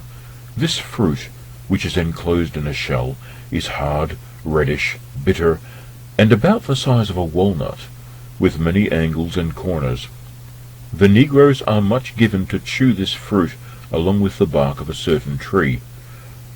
After one person has chewed it a while, he gives it to his neighbour, and so from one to another, chewing long before they cast it away, but swallowing none of its substance. They attribute great virtues to this for the teeth and gums, and indeed the negroes are usually as well-toothed as horses. This fruit passes also among them for money. Higher within the land they cultivate cotton, which they call inuma, and of which they spin very good yarn with spindles, and afterwards very ingeniously weave into cloths, 3/4 of a yard broad, to make their girdles or clouts formerly mentioned, and when sewed together it is made into jackets and breeches for their great men. By means of a wood called cambe, they dye their purses and mats of a red colour. The tree on which the plantains grow is of a considerable height, its body being about the thickness of a man's thigh. It seems to be an annual, and in my opinion ought rather to be reckoned among reeds than trees, for the stem is not of a woody substance, but compacted of many leaves wrapped close upon each other, adorned with leaves from the very ground instead of boughs, which are mostly 2 yards long and a yard broad, having a large rib in the middle. The fruit is a bunch of 10 or 12 plantains, each a span long, and as thick as a man's wrist. Somewhat crooked or bending inwards, these grow on a leafy stalk on the middle of the plant, being at first green, but grow yellow and tender as they ripen. When the rind is stripped off, the inner pulp is also yellowish and pleasant to the taste. Beneath the fruit hangs down, from the same stalk, a leafy, sharp-pointed tuft, which seems to have been the flower. This fruit they call banana, which they have in reasonable abundance. They are ripe in September and October. We carried some with us, green to see, which were 6 weeks in ripening. Guinea pepper grows wild in the woods, on a small plant like privet, having small slender leaves, the fruit being like our barberry in form and colour. It is green at first, turning red as it ripens. It does not grow in bunches like our barberry, but here and there 2 or 3 together about the stalk. They call it bang. The penne of which their bread is made grows on a small tender herb resembling grass, the stalk being all full of small seeds, not enclosed in any husk. I think it is the same which the Turks call couscous, and the Portuguese ifunde. The palmito tree is high and straight, the stalk being knotty and the wood of a soft substance, having no boughs except at the top, and these also seem rather reeds than boughs, being all pith within, enclosed by a hard rind. The leaf is long and slender, like that of a sword lily or flag. The boughs stand out from the top of the tree on all sides, rather more than a yard long, beset on both sides with strong sharp prickles, like the saw-teeth but longer. It bears a fruit like a small coconut, the size of chestnut enclosed in a hard shell, streaked with threads on the outside, and containing a kernel of a hard horny substance, quite tasteless, yet they are eaten roasted. The tree is called tobel, and the fruit bell. For procuring the palmito wine, they cut off one of the branches within a span of the head, to which they fasten a gourd shell by the mouth, which in 24 hours is filled by a clear whitish sap of a good and strong relish, with which the natives get drunk. The oysters formerly mentioned grow on trees resembling willows in form, but having broader leaves, which are thick like leather, and having small knobs like those of the cypress. From these trees hang down many branches into the water, each about the thickness of a walking stick, smooth, limber, and within, which are overflowed by every tide, and hang as thick as they can stick of, oysters being the only fruit of this tree. They have many kinds of ordinary fish, and some of which seemed to us extraordinary, as mullets, rays, thornbacks, old wives with prominent bows, fishes like pikes, garfish, cavalios, like mackerel, swordfishes having snouts a yard long toothed on each side like a saw shark, dogfish sharkers, resembling sharks but having a broad flat snout like a shovel, shoemakers, having pendants at each side of their mouths like barbels, and which grunt like hogs, with many others. We once caught in an hour 6,000 fishes like bleaks. Of birds there are pelicans as large as swans, of a white colour, with long and large bills, herons, curlews, boobies, ox-eyes, and various other kinds of waterfowl. On land great numbers of grey parrots, and abundance of pintados or guinea fowls, which are very hurtful to their rice crops. There are many other kinds of strange birds in the woods, of which I knew not the names, and I saw among the negroes many porcupine quills. There are also great number of monkeys leaping about the trees, and on the mountains there are lions, tigers, and ounces. There are but few elephants, of which we only saw 3, but they abound further inland. The negroes told us of a strange beast, which our interpreter called a carbuncle, which is said to be often seen, but only in the night. This animal is said to carry a stone in the forehead, wonderfully luminous, giving him light by which to feed in the night, and on hearing the slightest noise he presently conceals it with a skin or film naturally provided for the purpose. The commodities here are few, more being got further to the eastwards. At certain times of the year the Portuguese got gold and elephants' teeth in exchange for rice, salt, beads, bells, garlic, French bottles, edge tools, iron bars, and sundry specious trifles, but for your toys they will not give gold in this place, but victuals. End of quote. In 1615, Sierra Leone was visited by the Unity, a ship of 360 tons, of which William Cornelison Shonton was the master. This visit is described as follows. On the 1st of August we came in sight of the high land of Sierra Leone. On the 21st of that month, as also of the island of Madre Bomba, which lies off the south point of Sierra Leone, and north from the shallows of the island of St. Anne. This land of Sierra Leone is the highest of all that lie between Cape Verde and the coast of Guinea, and is therefore easily known. On the 30th of August they cast anchor in 8 fathoms water, on a fine sandy bottom near the shore, and opposite a village or town of the Negroes in the road of Sierra Leone.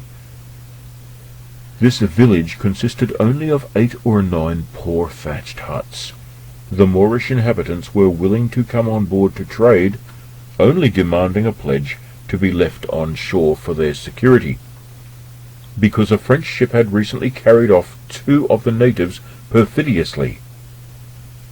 Aris Clausen, the junior merchant or supercargo, went accordingly on shore, where he drove a small trade for lemons and bananas in exchange for glass beads. In the meantime, some of the natives came off to the ship, bringing with them an interpreter who spoke many languages. They here very conveniently furnished themselves with fresh water, which poured down in great abundance from a very high hill, so that they had only to place their casks under the waterfall. There were here whole woods of lemon trees, and lemons were so cheap that they might have had 1,000 for a few beads, and 10,000 for a few common knives, so that they easily procured as many as they wished, and each man had 150 for sea store. The 3rd September they found a vast shoal of fish, resembling a shoemaker's knife. They left Sierra Leone on the 4th of September. The next recorded visit to Sierra Leone was that of the Desire, whose master was Thomas Candish, and this visit is described as follows. They made Sierra Leone on the 23rd of August, and reached its southern side on the 25th, where they had 5 fathoms of the lowest ebb, having had for about 14 leagues, while running into this harbour, from 8 to 16 fathoms.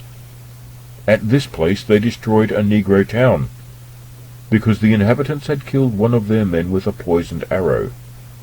Some of the men went 4 miles up the harbour in a boat on the 3rd of September, where they caught plenty of fish, and going on shore procured some lemons. They also saw buffaloes. On their return to the ship, on the 6th they went out of the harbour of Sierra Leone, and stayed one side 3 leagues from the point at its mouth, the tide there flowing southwest. The 7th they departed for one of the islands which lie about 10 leagues from the point of Sierra Leone, called the Banana Isle, and anchored that same day off the principal isle, on which they only found a few plantains. In 1622 a Dutch fleet consisting of 11 vessels put into the harbour of Sierra Leone, where they stayed for about 3 weeks. The visit is described as follows. They anchored in the road of Sierra Leone on the 11th of August. Here, on the 15th, some of the crew, being on shore, ate freely of certain nuts resembling nutmegs, which had a fine taste, but had scarcely got on board when one of them dropped down dead, and before he was thoroughly cold he was all over purple spots. The rest recovered by taking proper medicines. Sierra Leone is a mountain on the continent of Africa, standing on the south side of the mouth of the river Mitomba, which discharges itself into a great bay of the sea. The road in which ships usually anchor is in latitude of 8 degrees 26 north. This mountain is very high and thickly covered with trees, by which it may be easily known, as there is no mountain of such height anywhere upon the coast. There grows here a prodigious number of trees, producing a small kind of lemons called limaces, or limes, resembling those of Spain in shape and taste, and which are very agreeable and wholesome, if not eaten to excess. The fleet arrived here at the season when this fruit was in perfection, and having full leave from the natives, the people eat them intemperately, by which, and the bad air, the bloody flux increased much among them, so that they lost 40 men between the 11th of August and the 5th of September. Sierra Leone abounds in palm trees, and has some ananas, or pineapples, with plenty of wood of all sorts, besides having anchorage. They sailed from Sierra Leone on the 4th of September, on which day the admiral fell sick. In 1730 the merchants of Havre and Nantes set out some armed merchant vessels, with the alleged object of exterminating the pirates in Pirates Bay, Sierra Leone. History is silent as to the result of this expedition. They visited the colony of Gambia and destroyed some trading centres owned by Englishmen. By an Act of Parliament in 1763, George III, Chapter 20, Senegal and its dependencies became vested in a company which is described as the Company of Merchants Trading in Africa, and by an act of the following year the property of the company became vested in His Majesty King George III, and the trade to Africa was declared open to all his subjects, the officers and servants on the coast being forbidden to export negroes on their own account. The peninsula of Sierra Leone was purchased in 1787, and a number of freed slaves and about 60 white women arrived from England the same year.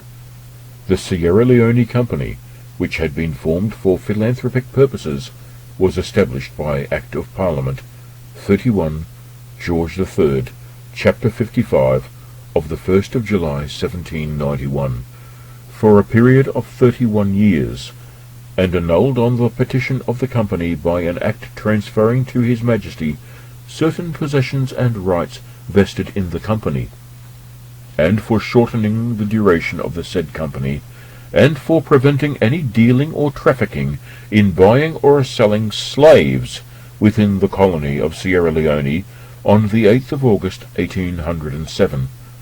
The colony was formally transferred to Governor Ledlum for the Crown on the 31st of January 1808. Apart from anything else, Sierra Leone, on account of its very close association with the abolition of the slave trade, and the efforts made to promote civilization in West Africa, and to convert the natives to Christianity, will always appeal to the sentiment of a large section of the English public. It was the famous ruling of Lord Chief Justice Mansfield in 1772 that a slave setting foot in England became free, which inspired William Cowper's stirring lines: "Slaves cannot breathe in England if their lungs receive our air that moment they are free. They touch our country and their shackles fall.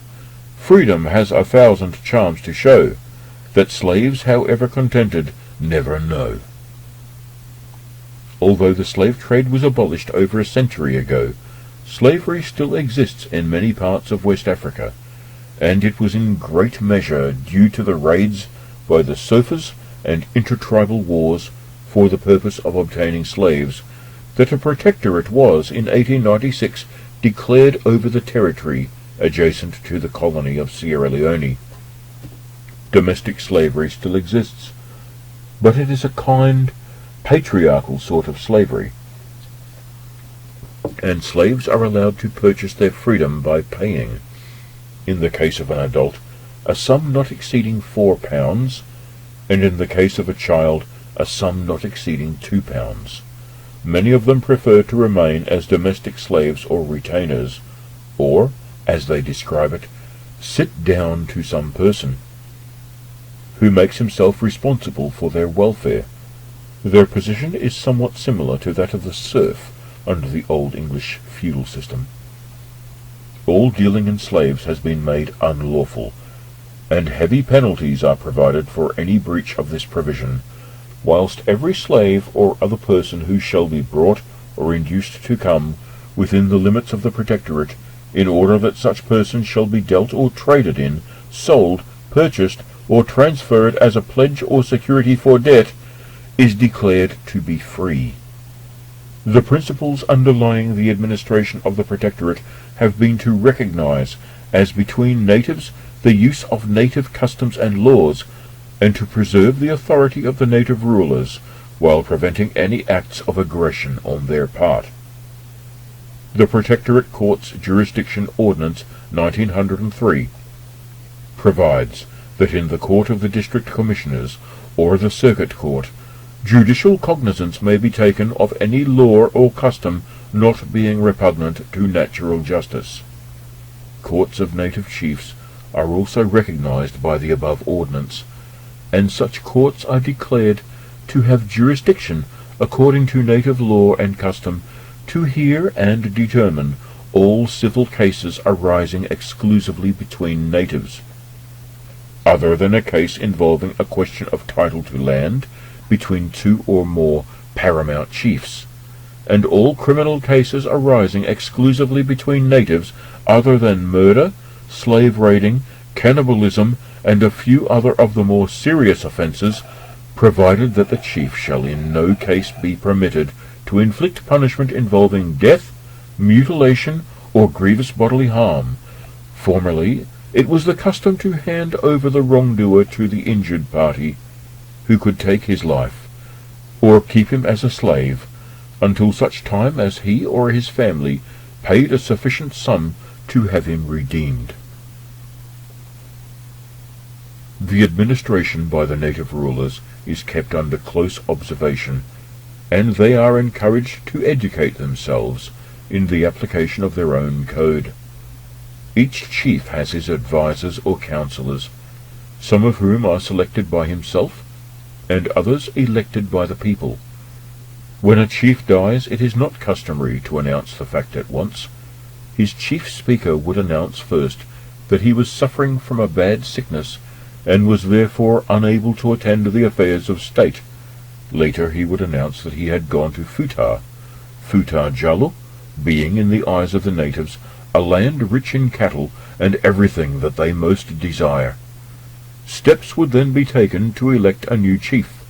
The person usually selected would be the senior male member of the deceased's family, though they sometimes go to the female side, as there is no Salic law to prevent such a course. The person nominated is taken to a hut on the outskirts of the town, near the burial place of the chief, where he lives out of sight of all persons for 2 or 3 months. During this period he is supposed to hold high converse with the mighty dead, and learn from them how to govern wisely and well. After the lapse of this period, the principal men of the chiefdom visit him, and he is escorted into the town, which gives itself up to wild enthusiasm. The chief-elect is carried round the town by a struggling, shouting mob, and at this stage it is permissible for anyone to strike him. The reason given for this ceremony is that it enables the chief to feel the pain he will have in his power to inflict on others, and in consequence it may teach him compassion. After the chief has been formally elected and acclaimed, his body is sacred. Among the Mendes, women are frequently elected to the championship. Among the Mendes, women are frequently elected to the chieftainship. A chieftainess does not marry, but may have a consort, whom she changes at will. She is also permitted, contrary to a strict rule regarding other women, to join the Poro Society. The Bundu Society, a women's society which corresponds with the Poro for men, plays a very important part in native life among the Mendes and Temnes. Bundu girls have to undergo, during their novitiate period, an operation somewhat similar to that performed on the Poro boys, and their backs and loins are cut in such a manner as to leave raised scars which project above the surface of the skin. They also receive their Bundu names, by which they are afterwards known. Their release from the Bundu bush is carried out with great ceremony, and they are usually accompanied by persons wearing hideous masks, who personate Bundu devils. A procession is formed, which marches through the town or village, accompanied by musicians, who play on a collection of instruments consisting of drums, rattles, and timbrels. A halt is made in the centre of the town, and the girls are publicly pronounced marriageable. The price paid for a wife varies according to the social position of the parties. but the usual price is between £3 and £5, though a man who has married a shrew will often sell her second-hand for a few shillings. The majority of the people of the Protectorate are pagans, but Mohammedanism is rapidly spreading among them, and as no good Mohammedan ever touches spirits, the advance of this faith may go a long way to put a stop to the consumption of trade gin, which is the curse of the coast. The government is doing everything possible to discourage its use as currency, and the principle of local option has been encouraged with good effect. One large district and portions of 2 other districts have been declared prohibited areas into which no spirits can be lawfully imported. One other matter which the local government is doing that is likely to result in much good is the effort being made to instruct the native chiefs and their people in sanitation and to teach them an elementary knowledge of hygiene. The colony and protectorate of Sierra Leone at the present time comprise an area of approximately 30,000 square miles, and the population given at the census taken in 1911 is 1,400,000. The colony has an area of only 256 square miles and a population of 75,000, of which about 600 are Europeans. It is of course the colony that has so often been referred to in song and story on account of the evil reputation of its climate. It is a case of give a dog a bad name and it sticks to him. Sierra Leone was and is still known, though now quite undeservedly, as the white man's grave. Mrs. Falconbridge, the wife of one of the early agents of the Sierra Leone Company, records that during her residence in the colony, 1793 to 94, it was usual to ask in the morning, "How many died last night?" This can still be heard in Freetown as a form of morning greeting, but it now helps to start the day with a laugh, and that in West Africa is about the best tonic known. Captain Charmiers, in his Life of a Sailor, says, "I have travelled east, I have travelled west, north and south, ascended mountains, dived in mines, but I never knew and never heard mention of so villainous and iniquitous a place as Sierra Leone. I know not where the devil's posta restante is, but the place must surely be Sierra Leone." Burton, in commenting on the above, on the occasion of a visit paid to Freetown, the capital of the colony, prior to writing his interesting book Wanderings in West Africa, says, in justice to the place, "Here, as elsewhere, the saying may hold good, that a certain person may, perhaps, not be so black as he is painted." End quote. The educated Sierra Leonean is proud of the fact that the great Milton in Paradise Lost referred to Sierra Leone, even though it was only in connection with the awe-inspiring tornado to which the colony is frequently subject. In those lines, "With adverse blast upturns them from the south, black with thunderous clouds from Sierra Leone." Sierra Leone, as it exists today, is, owing to segregation and up-to-date sanitation, comparatively healthy for Europeans.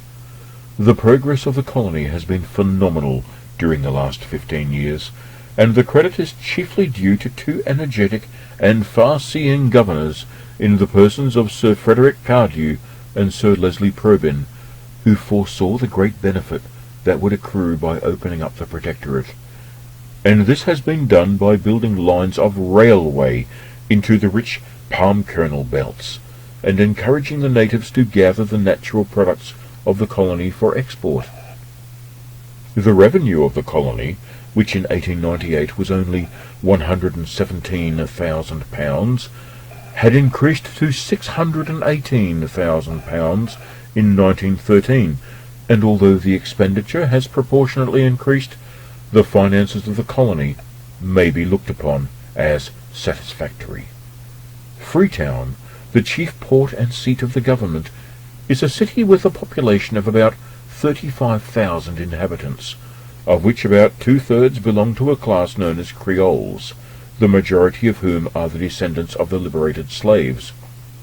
It is beautifully situated, at the foot of a circle of hills, on the summits of which are barracks belonging to the garrison artillery, the West India and the West African regiments, and a short distance beyond lies Hill Station, the residence of the majority of the European officials stationed in the colony, Sugarloaf, a beautiful wooded mountain which rises to a height of nearly 3,000 feet, forming a picturesque background.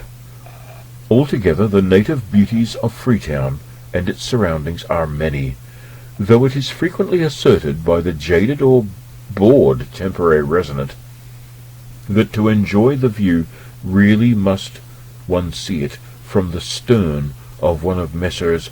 Elder Dempster's ships, homeward bound. In regard to the temporary resident, which every European must consider himself, as, even with the greatest progress possible, Sierra Leone can never be regarded as other than a black man's country, a discussion recently took place at a meeting of the members of the Hill Station Sports Club on the interpretation of the words permanent residents and ordinary members of the club. One member humorously moved the deletion of the words permanent and ordinary, assigning as his reason that the only European permanent members were those in the cemetery, and that there was a misuse of the word ordinary, as no one who was ordinary ever came to West Africa. Needless to say, the proposal was carried nem con. The European officials and officers of the garrison are well provided for in the way of means of recreation. There are numerous tennis courts, a golf link, sticky and squash courts, and a cricket ground, and there is no doubt that the fact of being able to take healthy and pleasant exercise reacts favourably on the health generally of the white community. Hill Station is situated nearly 1,000 feet above sea level and in the midst of most beautiful surroundings, and here the European official can enjoy the refreshing breezes from the broad Atlantic after leaving his office and the used-up atmosphere of Freetown. The station is connected by a line of rails 6 miles in length with Freetown. The train is naturally not a Flying Scotchman, and some years ago the railway department were practicing economy by feeding their engines with firewood instead of coal. However, the train service at present is as good as can be expected, and there are a sufficient number of trains to meet the requirements of residents. Hill Station is fortunate in having an excellent water supply laid on to all the bungalows, which are roomy and comfortable, and all things considered, the colonial officials' lot in Sierra Leone is not an unhappy one. In the streets of Freetown there are natives of many races to be seen. Chief among them are the Mendes and Temnes, but there are also many Mandingos, Susus, and Limbas. The market women of Freetown, chiefly Creole, are also one of the features of the place. They are keen businesswomen, and look upon it almost as a matter of honour to haggle over the smallest commercial transaction. There are, of course, many Creole traders who have shops of their own, where anything from a bag of sand to a pearl necklace can be purchased, but the chief trade is in the hands of European firms. The educated Creole youth usually looks for employment as a clerk, and when once he has attained that object, he makes little further effort to improve his position. According to the last census, the Creole population shows a decrease of over 6% during the 10 years under review, while the other native races in the colony show a considerable natural increase. The ordinary Creole has always shown a marked antipathy to agriculture, and the principle here applies that when a nationality declines to cultivate the earth, the first industry of life, that nationality has a tendency to decrease. Mission enterprise has not been a success in West Africa, and this is probably due to the fact that the first stage in converting the pagan is the effort made to break down his superstitious beliefs in good and evil spirits, which are matters of the gravest importance in his social life.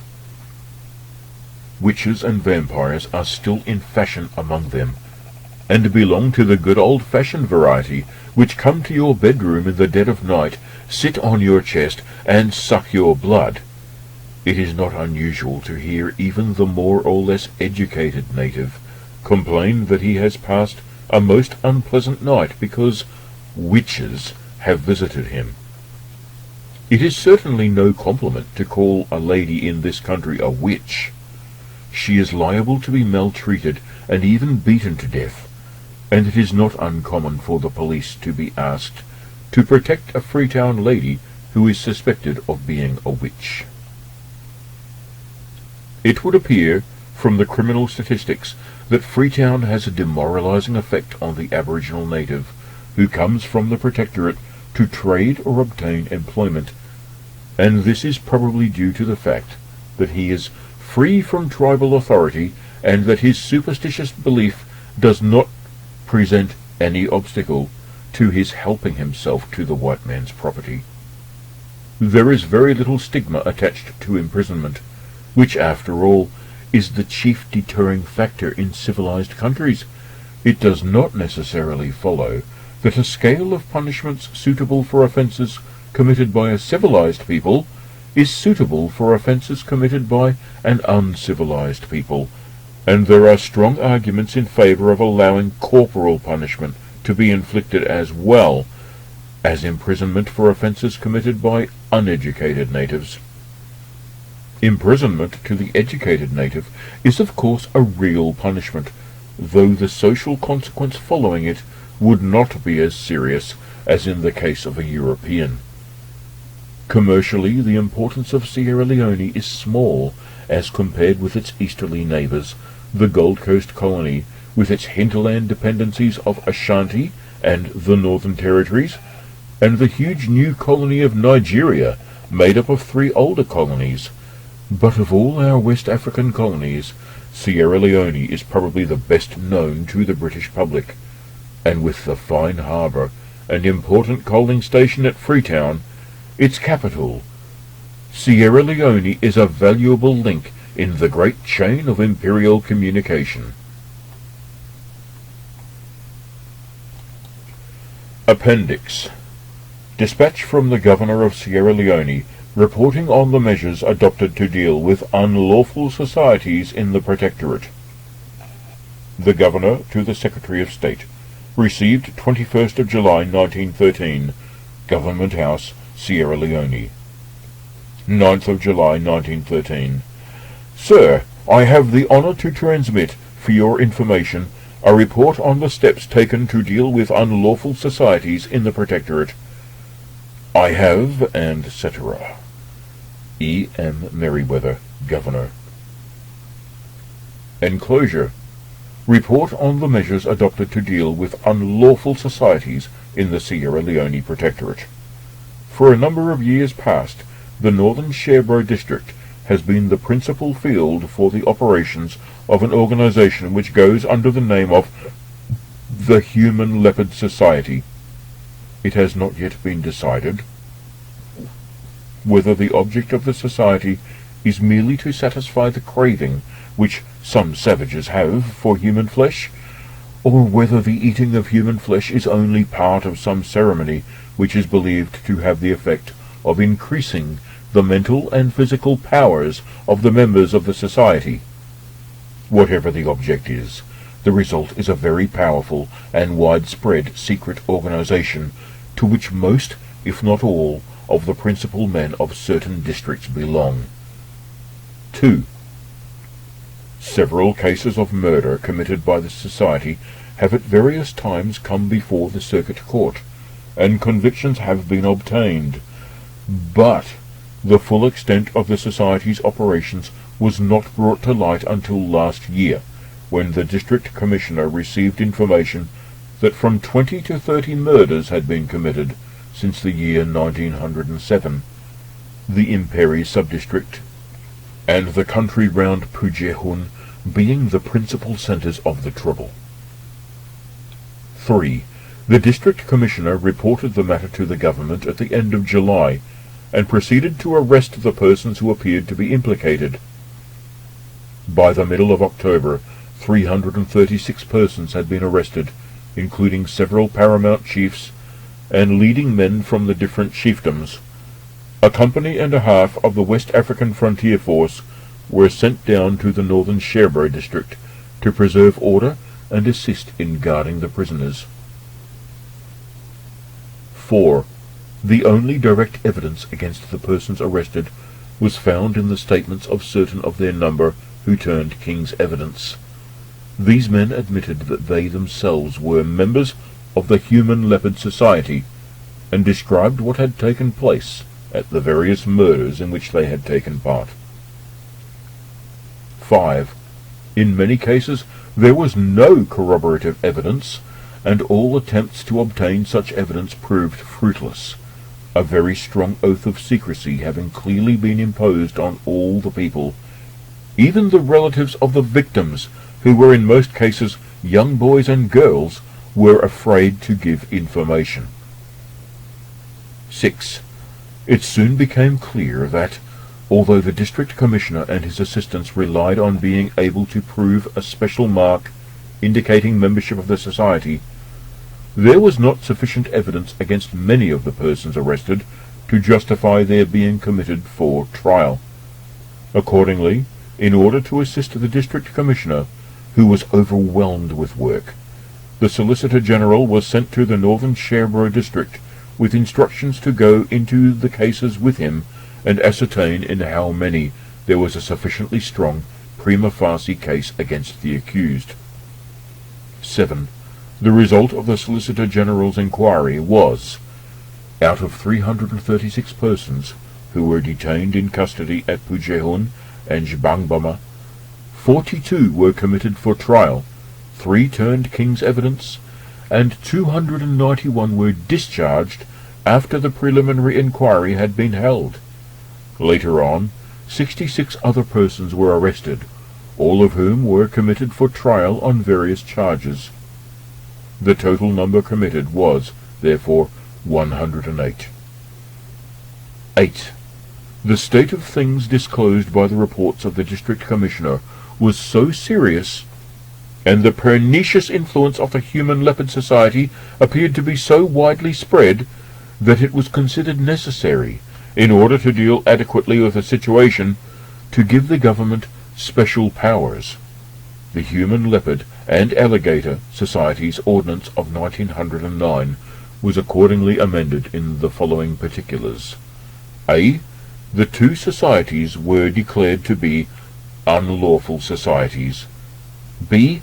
Power was given to the government to proclaim any chiefdom in which a murder had been committed in connection with an unlawful society, and to the District Commissioner to arrest and detain any person in a proclaimed chiefdom on a warrant under his hand. C. It was made an offence to be a member of an unlawful society, or to take part in the operations of any such society, or of any meeting of an unlawful society. The effect of this provision was made retrospective. D. Powers of search were given to the police in the colony, and to court messengers, and the West African Frontier Force in the Protectorate. E. Power was given to the Governor-in-Council to order the expulsion of any alien convicted under the ordinance and sentenced to imprisonment on the expiration of his term of imprisonment. A copy of the amending ordinance, number 17 of 1912, is attached. 9. It was further considered necessary to appoint a special tribunal to deal with offences committed by members of unlawful societies, for the following reasons. 1. The number of cases to be heard and the number of persons committed for trial was so large that it would have been impossible for the judge of the circuit court to hear them without seriously interfering with the ordinary criminal and civil work of the court. 2. In the circuit court, native chiefs sit with the judge as assessors, and as it appeared from the reports of the district commissioner that many of the paramount chiefs in his district were implicated in the crimes of the Human Leopard Society, there was a danger of the assessors being in sympathy with the persons whom they would be called upon to try. 10. An ordinance was accordingly passed empowering the governor to appoint a court or courts of special commissioners for the trial of persons charged with offences committed in connection with unlawful societies, whether before or after the commencement of the ordinance, and defining the powers and jurisdiction of the court. A copy of the ordinance, number 18 of 1912, is attached, together with a copy of ordinance number 21 of 1912, by which certain amendments in matters of detail were made. 11. Under section 2.2, a special commission court consists of 3 persons, one of whom must be a judge or barrister or solicitor of the Supreme Court of the colony, or of any other court in the British Dominion, and one of the members is appointed to be president of the court. By section 10, the powers conferred by sections 5 and 6 of the Human Leopard and Alligator Society's Amendment Ordinance 1912, and various other powers conferred by the Human Leopard and Alligator Society's Ordinance of 1909, are extended to persons convicted by a special commission's court.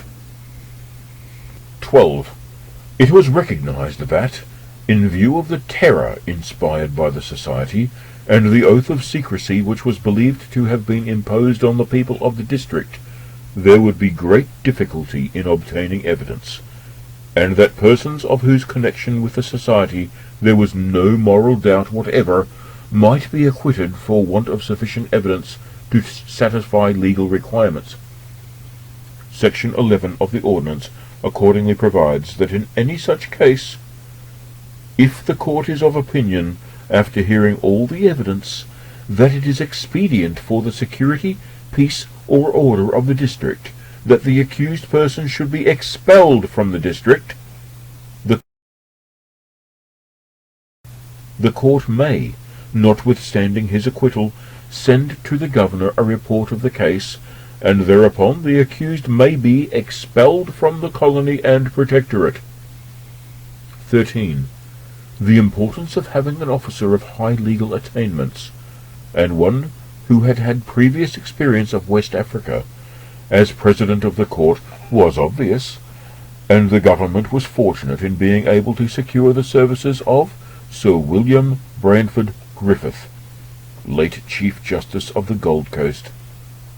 The other members of the court, as it was at first constituted, were Mr. A. Van der Meulen, Solicitor General, and Mr. K. J. Beattie, Police Magistrate, both of whom are barristers at law. Later on, Mr. Van der Meulen went on leave, and his place was taken by Lieutenant Colonel H. G. Warren, District Commissioner of the Carrion District. 14. The court commenced its sittings on the 16th of December. Owing to the large number of prisoners and witnesses, all of whom resided in the northern Sherbrooke district, it was decided that the court should sit at Jbangbama in the Imperi chiefdom. The Crown was represented by Mr. E. D. Vergete, Crown Prosecutor, assisted by Mr. R. H. K. Willans, Acting District Commissioner, and Mr. C. S. H. Vaudry, Assistant District Commissioner. The prisoners were all represented by counsel. The trials were conducted with the utmost care and patience. The hearing of the first case occupied 11 days, of the second 36 days, and of the third 28 days. The other cases were disposed of more rapidly. 16. In the third case, the question of the initiation mark, alleged to be borne by members of the Human Leopard Society, was very carefully gone into. The accomplices showed the mark on their own persons, and described how it was made. They also pointed out marks on the prisoners, which they alleged to be the mark of the society. Unfortunately, their evidence in some instances was contradictory, and they identified different marks on the same person as being the initiation mark. Moreover, it was proved, by taking persons haphazard in the court who were not suspected of any connection with the society, that it was hardly possible to distinguish the alleged human leopard mark from scars caused by disease or slight injuries.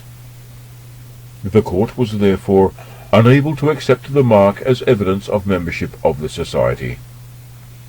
17.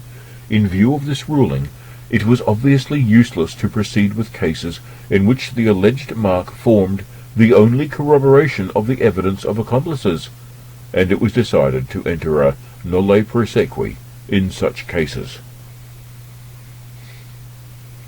18.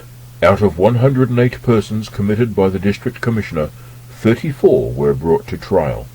71 were released after a nolle prosequi had been entered, and 3 died before trial. Of the persons brought to trial, 9 were convicted of murder, and 10 others of lesser offences, the remaining 15 being acquitted. 7 of the 9 men convicted of murder were executed, and in the case of the other 2, the capital sentence was commuted for one of imprisonment for life.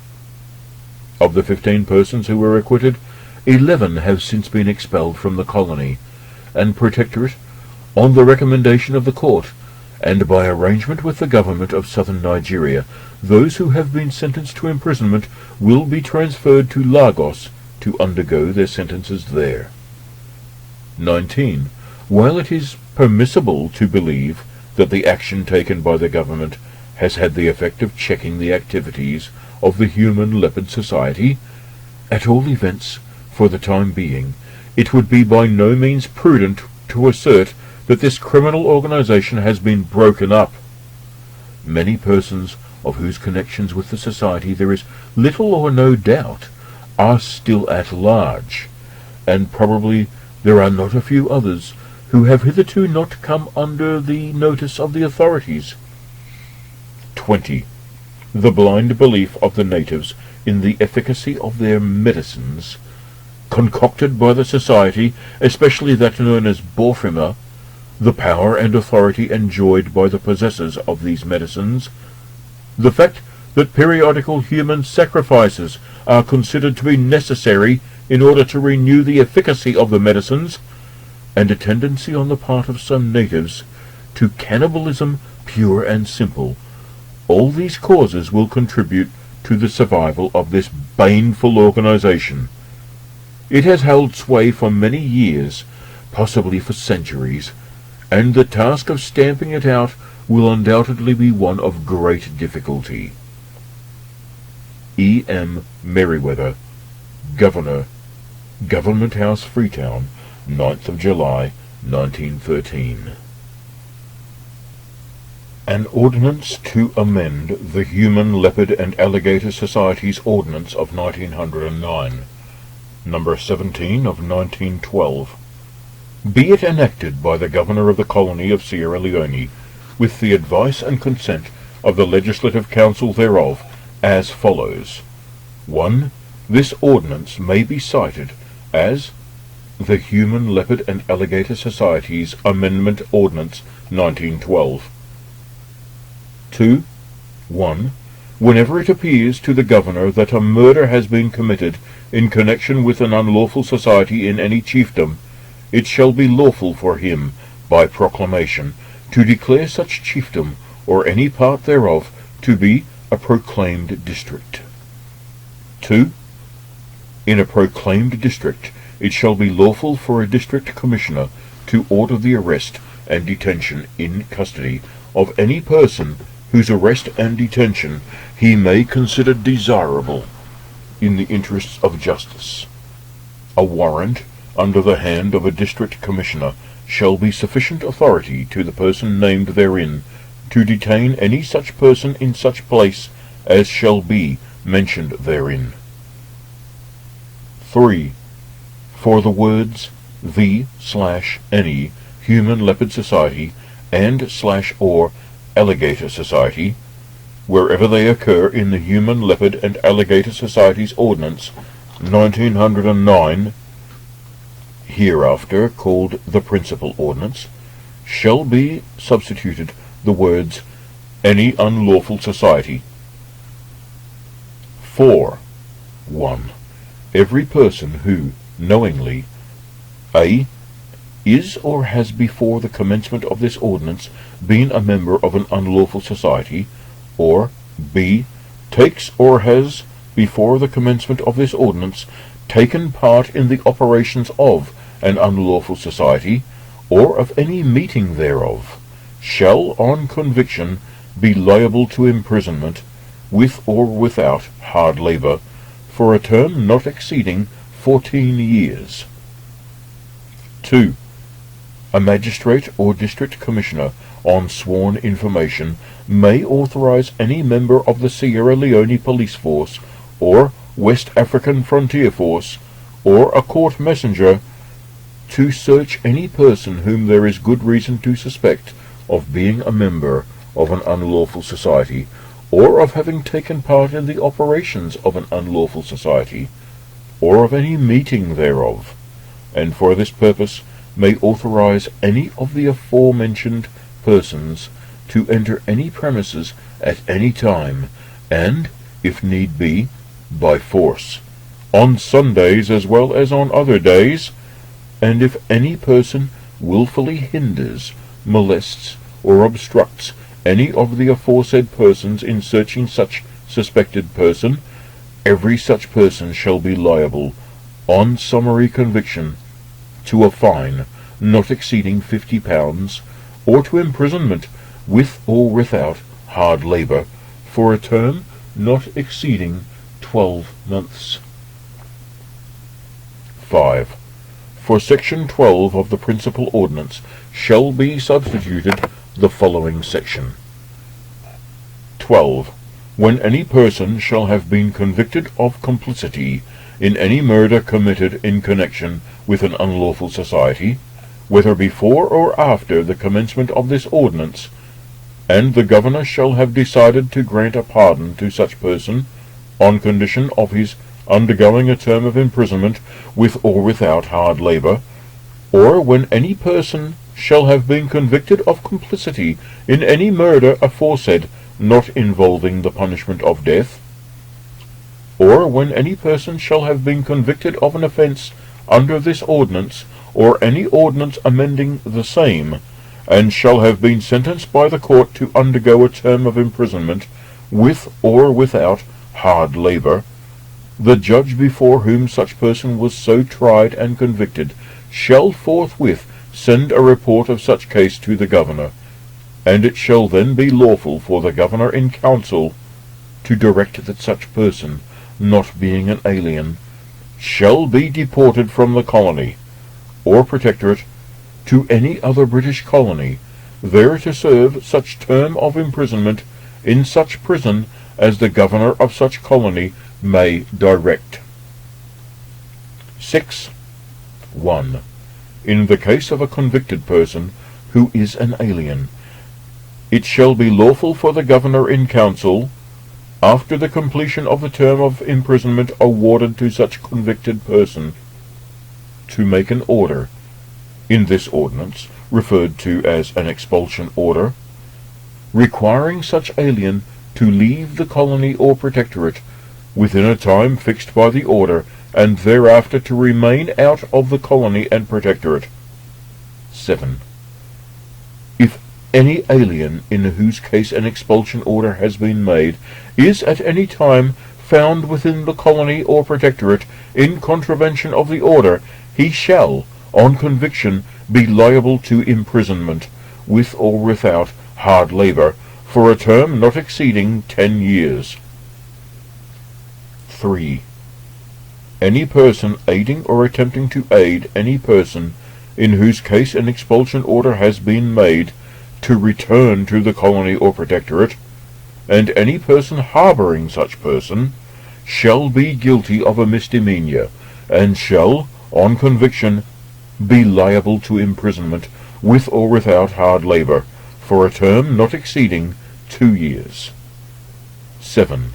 The schedule to the principal ordinance is hereby amended by adding at the end thereof the following words.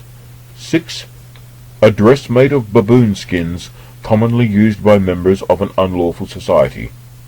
7. A kukoi or whistle commonly used for calling together the members of an unlawful society. 8. An iron needle commonly used for branding members of an unlawful society. 8. In this ordinance, unlawful society means the Human Leopard Society, the Human Alligator Society, or any other society existing for the purpose of committing or encouraging or procuring the commission of murder. Alien means a person who is a natural-born subject or citizen of a foreign state, or has been naturalized as such. 9. Whereas various murders are alleged to have been committed in connection with unlawful societies, and various persons have been arrested and detained in custody in connection therewith, now it is hereby enacted that all persons who were before the commencement of this ordinance concerned in the arrest or detention in custody of such arrested persons are hereby fully indemnified for anything done by them in the arrest or detention in custody of such arrested persons, and no action at law or otherwise shall be maintained for such arrested persons having been so arrested and detained in custody, and no writ of habeas corpus shall be issued on their behalf. 10. This ordinance shall apply to the Colony and Protectorate. Passed in the Legislative Council this 31st day of October, in the year of our Lord 1912. F. A. Miller, Clerk of Legislative Council. An ordinance to constitute special commission courts for the trial of persons charged with offences committed in connection with unlawful societies, number 18 of 1912. Whereas there exists in the Colony and Protectorate certain unlawful societies formed for the purpose of committing murders, and whereas many murders have recently been committed under the influence of such unlawful societies, and whereas, owing to the number of these murders, it is expedient to try all persons charged with offences committed in connection with such unlawful societies by a special tribunal, be it therefore enacted by the Governor of the Colony of Sierra Leone, with the advice and consent of the Legislative Council thereof, as follows. 1. This ordinance may be cited as the Special Commission Ordinance 1912. 2. 1.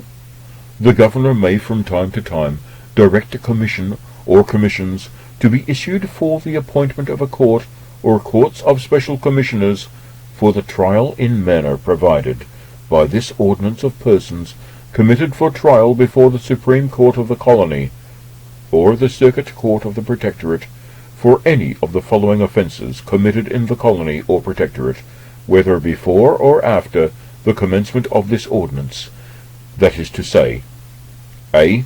Murder, committed in connection with an unlawful society. B. Attempting or conspiring to commit murder in connection with an unlawful society. C.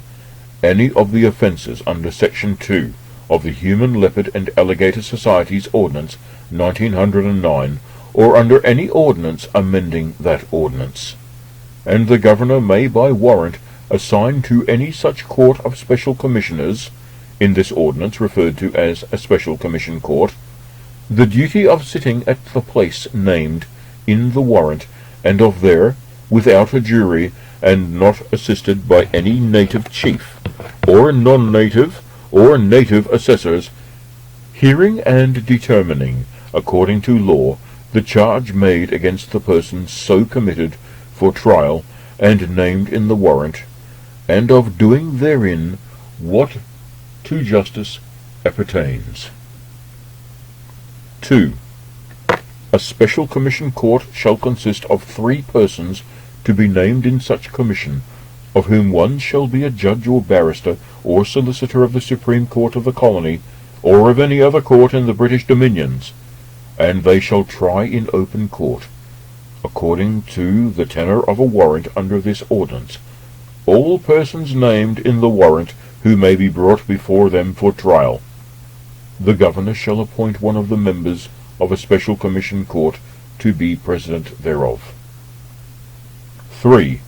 A member of a special commission court shall take such oaths as are prescribed by the Promissory Oaths Ordinance of 1870 to be taken by judges. 4.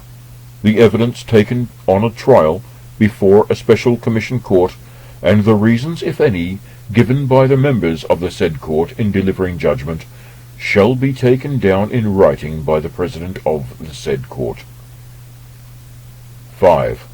A person tried by a special commission court shall be acquitted, unless the whole court concur in his conviction, and the members of the said court shall in all cases of conviction give in open court the reasons for such conviction. 6. The governor shall from time to time provide for the payment of the reasonable expenses of witnesses. 3.1. There shall be attached to a special commission court an assistant master, who shall attend such special commission court when sitting to try persons charged with offences under this ordinance. Such assistant master, while discharging or performing the duties of his office, shall have all the powers of the master of the Supreme Court of the colony. 2. If at any time the assistant master shall be prevented by illness or other unavoidable absence from acting in his office, it shall be lawful for the court to appoint from time to time a deputy to act for the said assistant master, and to remove such deputy at its pleasure, and such deputy, while acting under such appointment, shall have the like powers as if he were the assistant master. 4.1. A warrant for the trial by a special commission court of a person charged with an offence shall be in the form contained in the schedule to this ordinance. 4.2. Not less than 7 days before the sitting of any special commission court, notice thereof shall be published in the Gazette, stating the names of the special commissioners, the place at which the court will sit, and the day on which the sitting of the court will begin. 4.3. An objection to the jurisdiction of a special commission court to try a person for any offence shall not be entertained by reason only of any non-observance of the provisions of this section, but the court, on application, may adjourn the case, so as to prevent any person charged being prejudiced by such non-observance. 5.1. If any member of a special commission court dies, or if it appears to the governor that from illness or some reasonable cause it is necessary that another person should be appointed in the place of a member of a special commission court, the governor may, if he thinks it expedient so to do, direct a supplemental commission to be issued, appointing another person to fill the vacancy in such court. 5.2. Subject to the provisions of this ordinance, and for the purpose of the trial of any persons charged before them, a special commission court shall have the same privileges, powers, and jurisdiction as if it were the circuit court of the Protectorate, trying with native chiefs, or non-native, or native assessors, an offender before such court, and shall follow, as far as possible, the practice and procedure of that court, and in hearing and determining the cases of all persons tried before a special commission court, such court shall, as far as possible, be guided in arriving at a decision by the laws in force in the colony. A special commission court shall be a court of record, and the same intendment shall be made in respect of all orders, writs, and process made by and issuing out of such special commission court, as if it were a court of record, acting according to the course and by the authority of the common law. 5.3. All the members of a special commission court shall be present at the hearing and determination of the case of a person tried before such court, but, save as aforesaid, the jurisdiction of the court may be exercised by any of such members, and any act of the court shall not be invalidated by reason of any vacancy among the members. 5.4.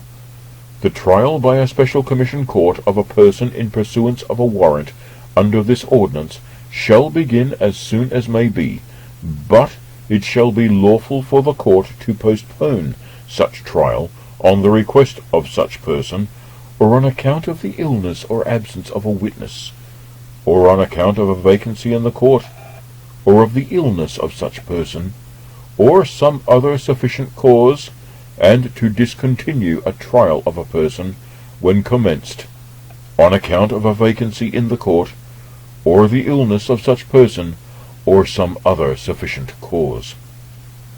5.5. Where a trial of a person is postponed or discontinued, the trial of such person may take place before the same court or any other special commission court, and shall take place as soon as may be. 6. In the event of a trial of a person taking place before another special commission court, a new warrant shall be issued for the trial of such person. 7.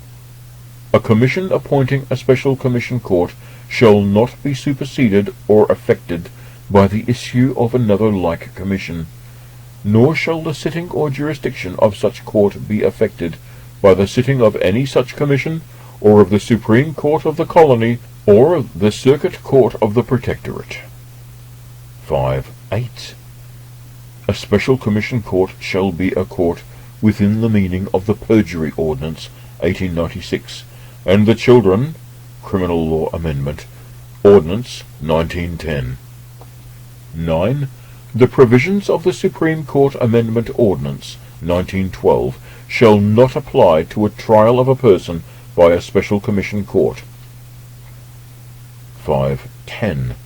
An objection to the jurisdiction of a special commission court to try a person in pursuance of a warrant under this ordinance shall not be entertained by reason only of any want of form in the warrant, or of any mistake in the name or description of such person in the warrant, if it is shown that the person tried is the person to whom the warrant relates, and an objection to the proceedings of such court for any want of form on the trial of any person shall not be entertained, if no injustice was thereby done to such person. 6.1. When a person is brought up for trial before a special commission court, he shall be triable for any offence, being one, or connected with one, of the offences referred to in Section 2 of this ordinance, disclosed by the depositions taken by the Court of the District Commissioner at the investigation of the charge, and the Special Commission Court shall inform such person specifically of the charge whereon he is to be tried, and shall record such charge in writing, and call upon such person to plead thereto. 6.2. At any time before the trial, on application by a person charged with an offence, or by some person on his behalf, a copy of the written charge, if any, of the depositions, and of the statement of such person so charged, shall be supplied by the officer in whose custody the originals are deposited at the time of such application, for which a reasonable charge, not exceeding 6d. for every 100 words, may be made, or the same may be supplied without payment, as shall to the officer granting the application in his discretion seem expedient. 7.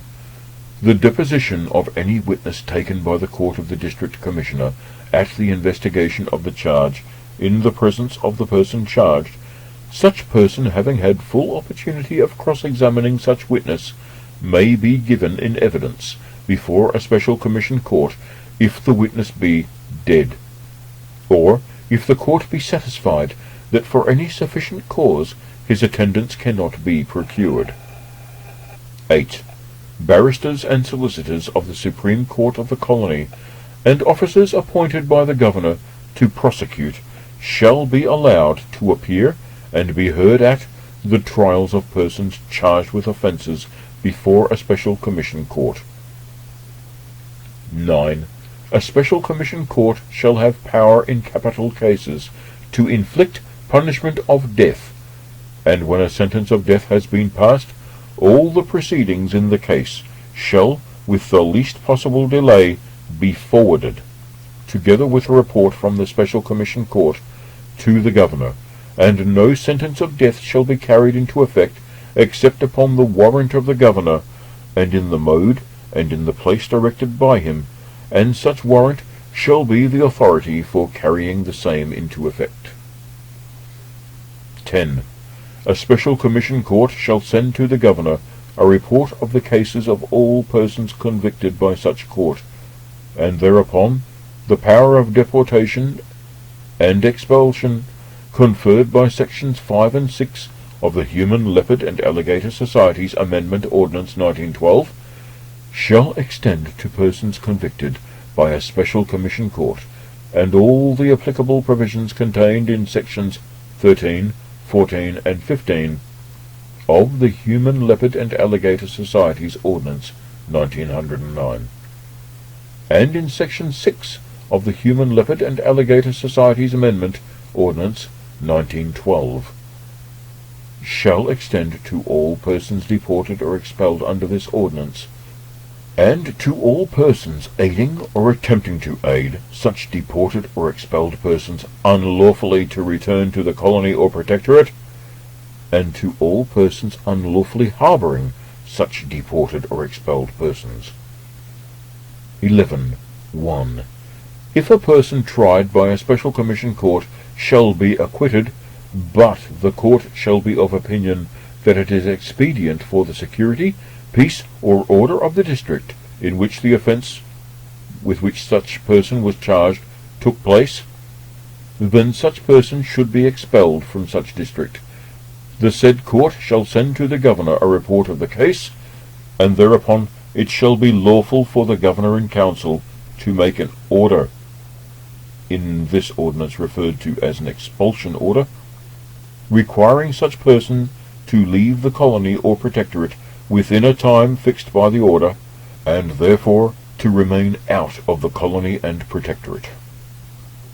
11.2. If any person in whose case an expulsion order has been made is at any time found within the colony or protectorate in contravention of the order, he shall, on conviction, be liable to imprisonment, with or without hard labour, for a term not exceeding 10 years. 11.3. Any person aiding or attempting to aid any person in whose case an expulsion order has been made to return to the colony or protectorate, and any person harbouring such person, shall be guilty of misdemeanour, and shall, on conviction, be liable to imprisonment, with or without hard labour, for a term not exceeding 2 years.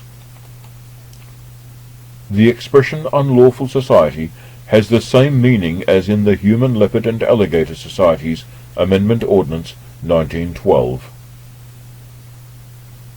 13. This ordinance shall apply to the colony and protectorate. 14. This ordinance shall continue in force until the expiration of 1 year after the commencement thereof, provided that the expiration of this ordinance shall not affect the validity of anything done in pursuance of this ordinance, and any person convicted under this ordinance may be punished as if this ordinance continued in force, and all prosecutions and other legal proceedings pending under this ordinance at the time of the expulsion thereof may be carried on, completed, and carried into effect. And the sentences carried into effect as if this ordinance had not expired. Schedule, Section 4. Whereas, by a commission dated the blank day of blank, and issued under and by virtue of the Special Commission Court Ordinance 1912, you have been appointed Special Commissioners to form a Special Commission Court for the trial in manner provided by the said ordinance of persons committed for trial before the blank court of the blank for offences in connection with unlawful societies, and whereas the persons whose names are set out in the schedule hereto have been committed for trial before the blank court of the blank for offences in connection with unlawful societies. Now I, blank, Governor and Commander-in-Chief of the Colony of Sierra Leone, hereby assign to you, the said Special Commissioners, the duty of sitting at blank in the Protectorate or Colony of Sierra Leone, and of there, without a jury and not assisted by any native chief or non-native or native assessors, hearing and determining, according to law, the charges made against the persons whose names are set out in the schedule hereto, and of doing therein what to justice appertains, and this shall be to you a sufficient warrant in that behalf. Given under my hand this blank day of blank to blank. Governor. Schedule. Passed in the Legislative Council this 15th day of November, in the year of our Lord 1912. F. A. Miller, Clerk of Legislative Council. An ordinance to amend the Special Commission Ordinance 1912, number 21 of 1912. Be it enacted by the Governor of the Colony of Sierra Leone, with the advice and consent of the Legislative Council thereof, as follows. 1. This ordinance may be cited as the Special Commission Court Amendment Ordinance of 1912. 2. The Special Commission Ordinance 1912 is hereby amended. 2.1. In Section 1, by inserting the word court after the word commission. 2.2.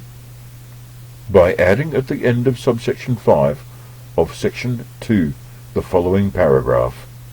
In all other matters, the decision or opinion of the court shall be according to the decision or opinion of a majority of the members of the court. 3.3. In line 3 of Section 3, by inserting the word triable after the word offences, and in line 8 of the same section, by substituting the words reasonable cause for the words unavoidable absence. 4. In subsection 10 of Section 5, by inserting the words to be before the word tried, in line 5 thereof. 5. In Section 6, by inserting the words which may in the opinion of the court be after the word ordinance, in line 4 thereof. 2.6.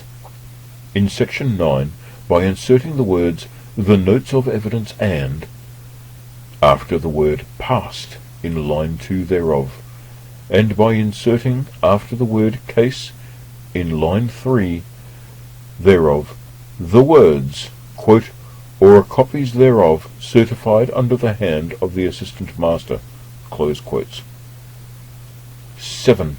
In subsection 3 of Section 11, by inserting the word unlawfully before the word harbouring, in line 3 thereof.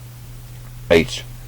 By inserting the word to at the beginning of the schedule, by transferring the words given under my hand this day of blank Governor, in lines 19 and 20 of the schedule, to the end of the schedule, to the schedule, and by striking out the word to in line 22 of the schedule.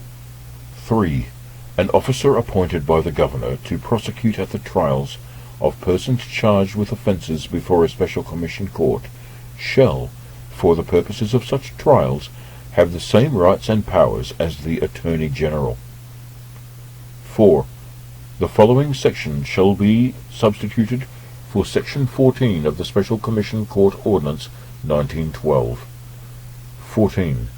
This ordinance shall continue in force until the expiration of 1 year next after the commencement thereof, provided that the expiration of this ordinance shall not affect the validity of anything done in pursuance of, nor the continuing validity of any deportation or expulsion under this ordinance, nor the liability to punishment of any persons committing an offence under sections 10 and 11 hereof, and any person convicted under this ordinance may be punished as if this ordinance continued in force.